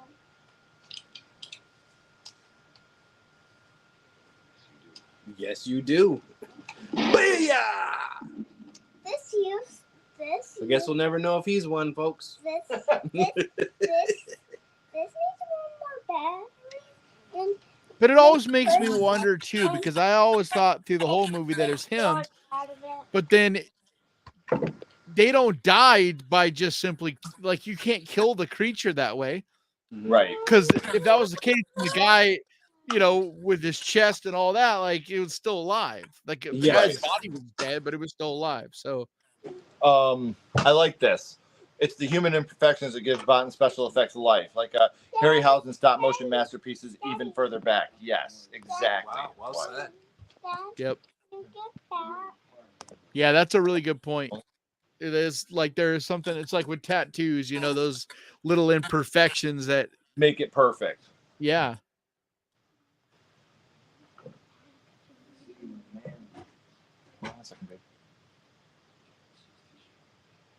I love that when a man bleeds. It's just tissues. And you know what, Keenan and blah blah? My right eye sucks too. Daddy, The three of us have something in common. Watch, baby. This scene is very important. Can't do it. I cannot self-harm like that. Is that real blood? Really? Yeah. So I think I would have had a problem right here. I promise no one really got hurt, okay? I was like, can I just like relieve myself in the dish? That should have the same effect, right? Give me a minute. I think it's got to be blood.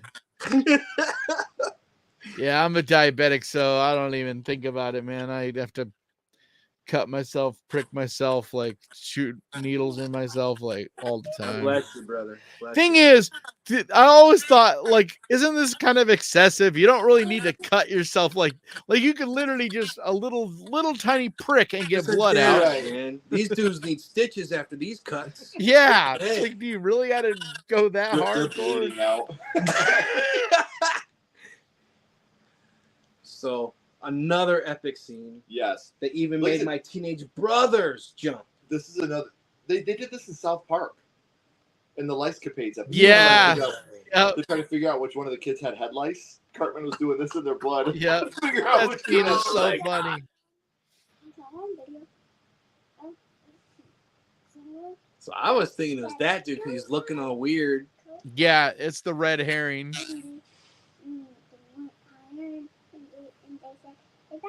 It's funny because it's almost like he wasn't even sure himself. Ah, like he's not even sure. Yeah, because like, you know, for all you know, you might still feel like yourself in the things Exactly. inside of you, you know?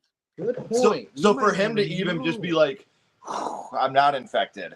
Yeah, because like all that's got to be going through their heads at this point. It's like, you know, we don't know what it feels like to be infected by it, you know? Like you might be seeing like a delusion of what you think you're seeing, and that's not what actually is happening. Like, who knows? I gotta be able to read what people are saying.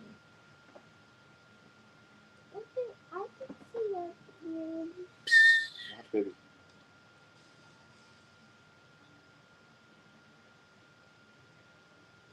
And since this is totally That's original, rough to be like, fuck, We he was had no even infected. Right. we had no idea what was about to happen. Because nothing has been done like this ever. Ooh. Just Yeah, constantly but Clark thinking- also came at him. Like, what else is he supposed to do? Right.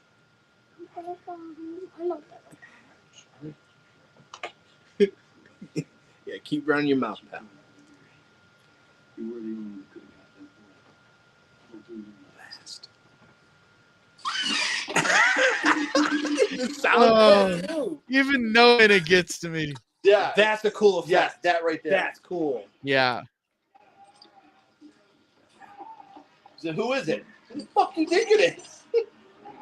Oh, man. God, So good. So good.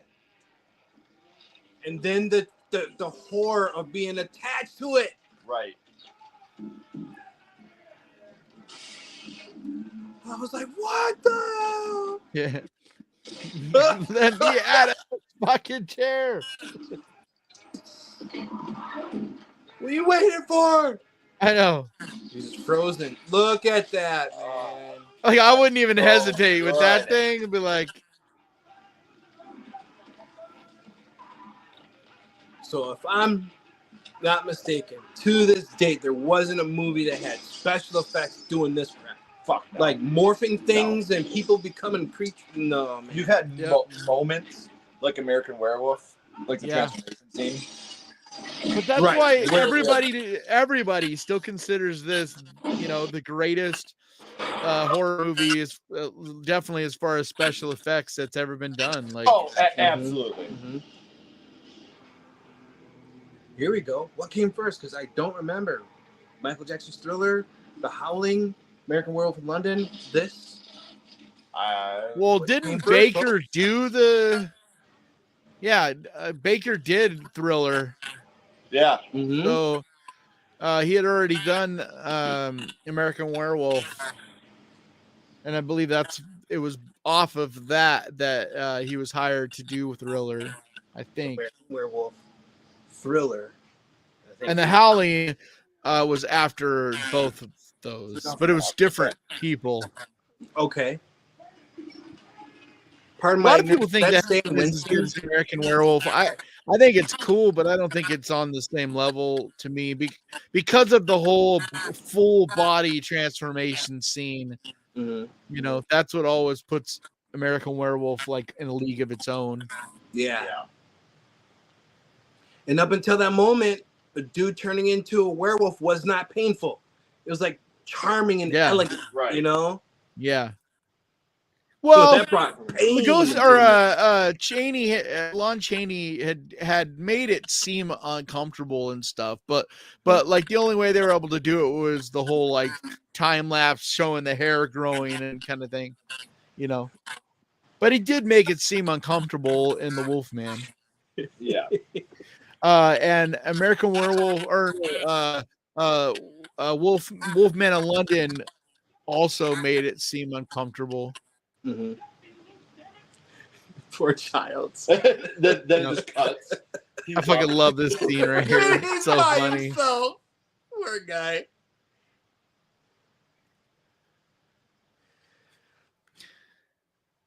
That look on his face. Look at him.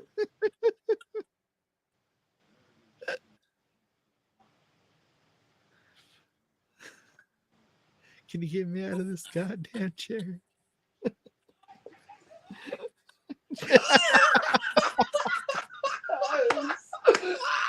I know you guys have done too long. Oh my god. It just to see him just get to that point because he's such a gentleman, nice looking guy. Yep. Oh man. See, that's how you do humor. Like where it's funny, but it's not funny. It's like, you know what I mean? It's like it alleviates some of the tension that you need to decompress from all of that shit to kind of get you ready for the next round of creepy scares or whatever. But it's also the not irony, like silly. the tragedy is what makes it funny. Yeah, it's not silly. It's not goofy. There's no slapstick to it. Yeah, because I feel like a lot of horror movies, they to try to relieve the tension, they'll get kind of stupid, and you're just like, this isn't a comedy, like, you know.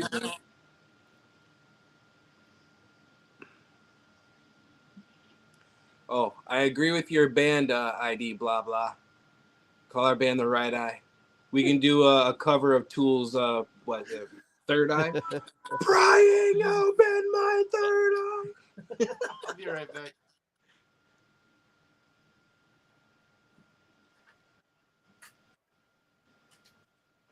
See, right here we got some of that breath. So it's supposed to have really been filmed outside. Outside. Oh, did it?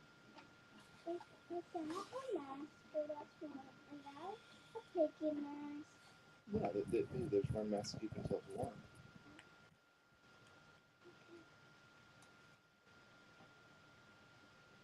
Because they're very cold. They're outside in the sun. I love the Wolfman. The Wolfman is like, it's like comfort food for me. It's one of the movies in my rotation that I've gone to sleep at night, like probably hundreds of times watching. For me, especially if we're talking Universals, it's got to be Creature. Okay. Okay. Like Creature. Oh yeah, Creature in the Black Lagoon is also in that rotation. 100%. Yeah, for me, it was Frankenstein. See, I can't Frankenstein. I love Frankenstein, but it isn't in that comfort thing. Like, I don't know what it is. Like, there's something about Frankenstein that I actually kind of like. It doesn't have that same like that comfort feel about it somehow. I don't know if it's a little too slow or what it is exactly. Like Dracula, the same thing. The Mummy, though, I've watched it many times. The Fog is probably my number one for that, though. That's a good And one. Salem's Lot is up there as well. Whoa. Salem's Lot did some damage to me as a kid. Absolutely. Hey, Ryan said he loves Tool. He's seen him in concert 8 times. Hey, awesome, bro. Yeah, you got me beat by like 6. That's me. With Yeah, Cody. I've never like Tool's awesome. I love their music, but I've never been a big fan of them in concert. See, for me, if we're talking about like concerts, Coheed. I've seen Coheed like 13 times, man. They put on like Coheed and Capria. Yeah, I've That's never his seen them. band. I bet they're great in concert, though. Oh, dude, they're so good. They put on the best show, man. Bro, next time they come around, Let's do it. let's do it. I might get permission to get out of my house. You know what I'm saying? I think my favorite live band is probably Lamb of God. They're a good one. But Pantera, Prime Pantera would be number one, but like you can't see them anymore. But I mean, like of my life, I think Pantera was the top. Rest in peace, Dimebag. Right. Yeah, I mean, like that full complete band. I saw them, I think 3 times, and dude, when they were on there, like, dude, there's nobody that can touch Pantera live like when they were in their prime. I still think a band that I don't like listening to on record that puts on an amazing show is Korn. Okay. Oh, I love Korn. Dude, I saw Korn though before like they were like nobody knew who the fuck Korn was. Like I saw Korn before they had a record deal. Like I used to see them all the time because they played here in town with Deftones. Yeah. And we were just these 2 teenagers, and we would all go skating afterwards, or like we're kind of all part of the same scene. I just don't like how bassy their shit is on record, but when they're live, it sounds everything's equaled out. Yeah. I think Korn they put their bass on record up way too high for me. I love them, but I Their bass player get it. is I know what you Fieldy? mean. Is that their bass player? Fieldy, yeah. Okay. Yeah, see, I know But that's a lot of what makes their sound unique is It that was, bass, that was their unique sound. you But know? like when you But hear I get live, it. I mean, it's it's like all not for everyone. even, and it just sounds fucking fantastic. The band that I think is great on record, but is just trash live is Aerosmith. Oh, really? Yeah, I always thought they would be amazing live, and then I seen them a couple times live, and they were old men before they were old men. Like they just are from that era where you just stand there and play your instruments. Like there's no energy to their, performance. There's no show. Yeah. I'm like, bro, they were old 40 years ago when I was just a kid. Yeah, that's what I mean. It was like they were old forever ago. So like I get it, but it doesn't change the fact that it's still like. And then one of the most kick-ass bands live that you would never think based on their music is Collective Soul. Collective Soul. Like they are so much more intense and like just really hard rock kind of thing live. Like they play everything faster. Everything is more intense and like way more intense than their recorded versions. You know who else is like that? Live. The band live, yeah. Oh, I love his vocal. 100%. Crash. So sorry, guilty. Although I haven't seen them forever. I saw them back then when that album came out.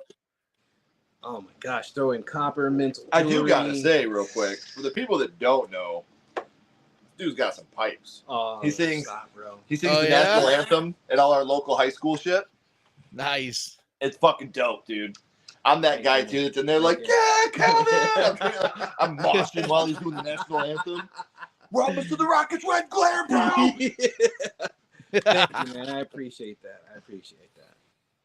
The bombs aren't the only thing bursting in this mother. God, there's so much attention to detail in all of the sets. I mean, look at this. Just look at what you're seeing. Like the icicles, the trash can looking stuff, like everything. Like the prop department in this is just next level. Because a scene like this was definitely shot in Universal lot. Like this is the stuff that had to have been shot there. Right. That would make sense too for this to have been shot on the lot. What's up, Destination Station? For people that are here that haven't already, please go follow Kainan on social media and subscribe to his YouTube. If this is your first time here, follow Sledgehammer Horror on social media. Our links are in the description with Kainan's, as well as subscribe here to this channel. It helps to build the channel more than you guys know. So please make sure you're going and checking his stuff out as well. I promise you, you will not regret it. That's why we love having him here so much, because he's a fucking fantastic creator and an even better person. And also, I'm 181 subscribers away from 50,000. So help me get over that hump. Let's go. 150. We can do this, guys. Let's do this tonight. Spread the word. Bro, I'll subscribe to you when I get home tonight. All right? Deal? All right. Thank you. Yeah. He does a lot of amazing indie horror shit. Nice. Yeah, 50 doesn't even, like 100 is what matters to me. 100,000 is like from day one is what my eyes are set on, but 50,000 is still a cool, like, plateau moment. You know, it's like you're halfway there. No, that's really close. I live really close. So if we're down to the final 4, there's a scene coming up that will let you guys know how this transformation takes place, how this thing takes over another host. You think so? Yeah. Right there. I think it's by touch, guys. He's got to be able to touch. And that's how he assimilates. I forgot about this scene because, like, you're right. He like bonds with him. Yes. Yes. Absolutely. Yeah, I totally forgot about that scene. So I was sitting on it. So what is it? You think it's like a worm? Like, you remember X-Files, how they had that little weird worm thing? Man, I wish I could say yes. I didn't get many X-Files episodes in.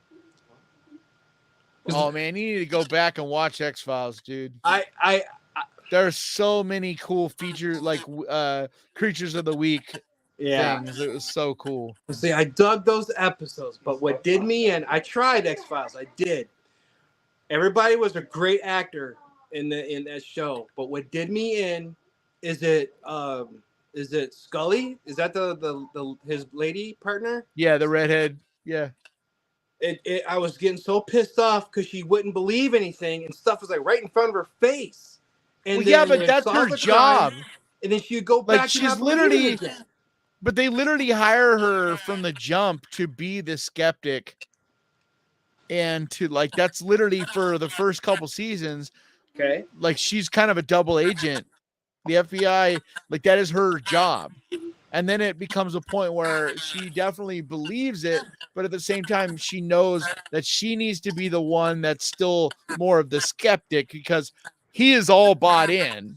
Mm-hmm. One of them has to be a little bit, like, harder to, you know, but ultimately she becomes, like, is involved in it and as big of a believer as any of them, you know, when she gets pregnant and the alien thing and all that stuff. Yeah. God, I love that shit. Mm-hmm. It's a complicated show, man. It like that's what's cool, because you're right, and it was annoying for the first couple seasons, but it ultimately makes it so much more rewarding when you start to see her finally buying in, and you're like, even she can't deny it anymore because of all the shit that, you know, she's seen, and, you know, look at that thing, and then the teeth. Good. So good. Now, if I'm right, guys, that started out with a little bit of stop motion. Oh yeah. Yeah. Yeah. And this is when it's just like everything that it consumed, it's all coming out now. And the dad. Yeah, because there's definitely the dog there. I also got a feeling of like a bear. Like there's a bear in it. Wait, is that a baby? Yeah, fuck you too. Is that a baby? So like it makes me wonder, like when it first landed, you know, if it like ate a polar bear and like what did it, you know, what did it assimilate with? Ooh, what happened? What is And that guy? Little So Boozy, now- the one reason why I gave X-Files such a chance as long as I did, because I was crushing on Gillian Anderson. I ain't gonna lie. I was loving some redhead. We all had a thing for her back in the day. Oh yeah. Right on. Fast forward just mess everything up. What? It's almost over. Does it have a few minutes left? And so now it comes down to that final question. Who is it? Are Who they is both infected?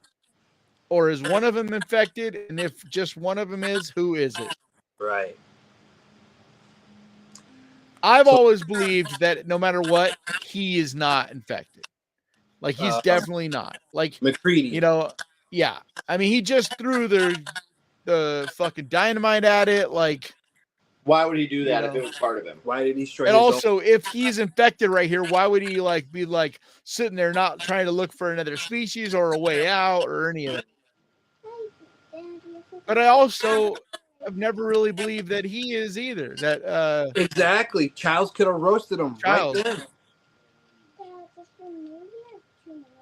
And so as a kid, I was like, I love both these characters. I was like, nah, they're good. They got it. Alien's dead. But now these poor guys are gonna freeze to death. This sucks. Yep. Well, in the comic, I think Childs freezes to death in the night. And McCready Really? survives and gets to the city, but then ultimately you find out that McCready was infected all along. I think is what happens. Really? Yeah. So there's stuff that continues on in this whole storyline. No Yeah. kidding. I know for sure the comic takes off literally from this scene. Like from this Wow. exact scene, it continues. And it's what the movie was supposed to be. They were supposed to make a sequel. And it was going to be that. And then I forget what happened. I think a lot of it had to do with John Carpenter, and the movie didn't do well at all. You know, and John Carpenter is well known for he doesn't like making sequels. Right. That's why he wouldn't direct Halloween 2. Like he just Nat Mills. Yeah. Both could be the thing. Who the Both fuck could be knows? it. Yo. Okay. We don't know. Fuck it.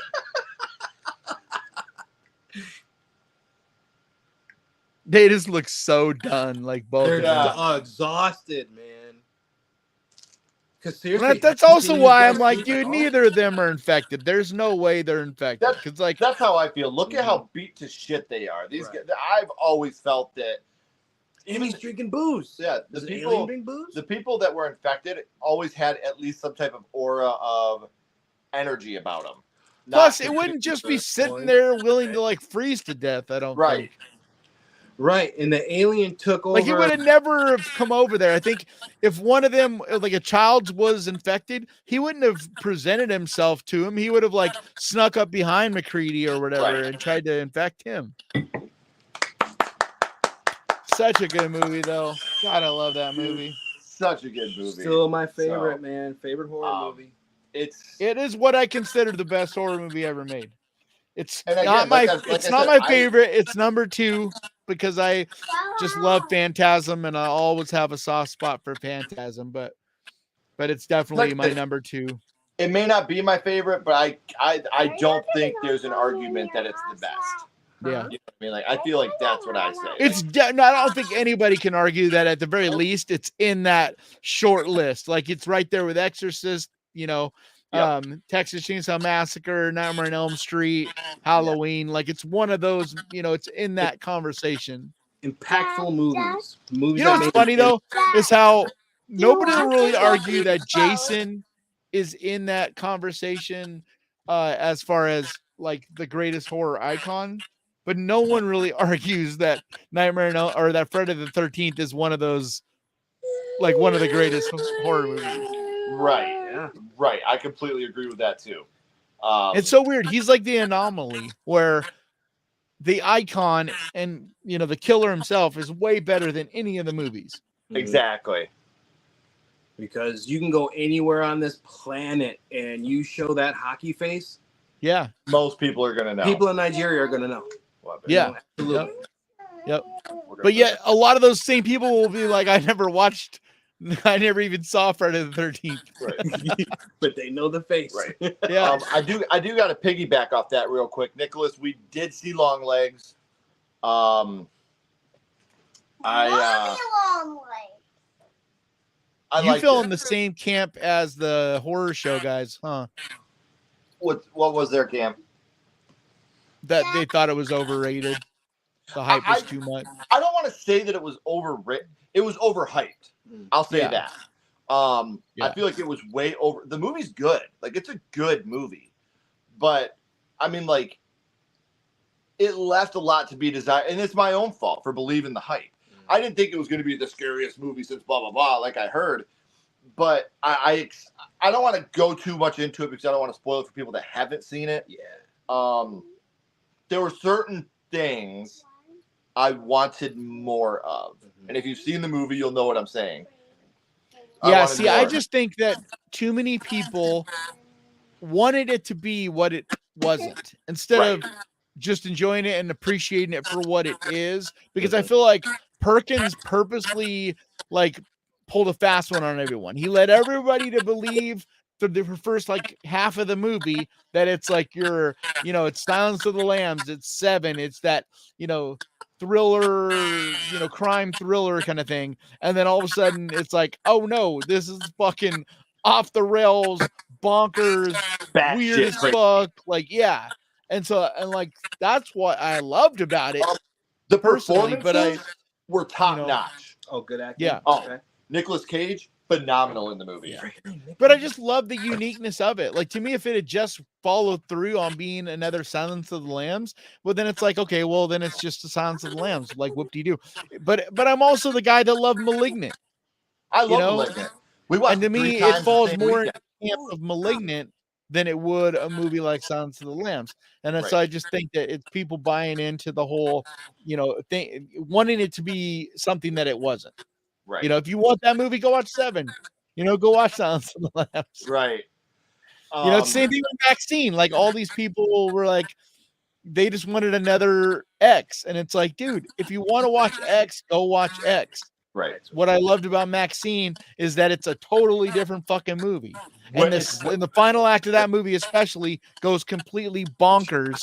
And it's campy and it's everything that I love about a cheesy 80s movie. Right. But yeah, I can't talk too much about these movies because I know. Have you seen? Dude, I've been on a hiatus. Yeah, so I don't want to ruin them for him. I got a lot of catching up to do, folks. Everybody that's been here, please try to join us tomorrow night. We'll be joined by Haunted Hippie and Frank's Media and Reviews tomorrow night at 8 p.m. What are you guys doing? Our favorite movies from 2010 up to 2019. Our favorite movie by year each year. Nice. Horror. Nice. Horror. All right. So join us. You're tomorrow making them night work. for that. Do some research. Yeah. And also tomorrow morning, our top 10 PG-13 horror movies will be released. And I'm actually uploading. I've been trying to put together that list for the longest time, but it's tough, man, because there really isn't that many really good PG-13 horror movies. PG-13 horror movies.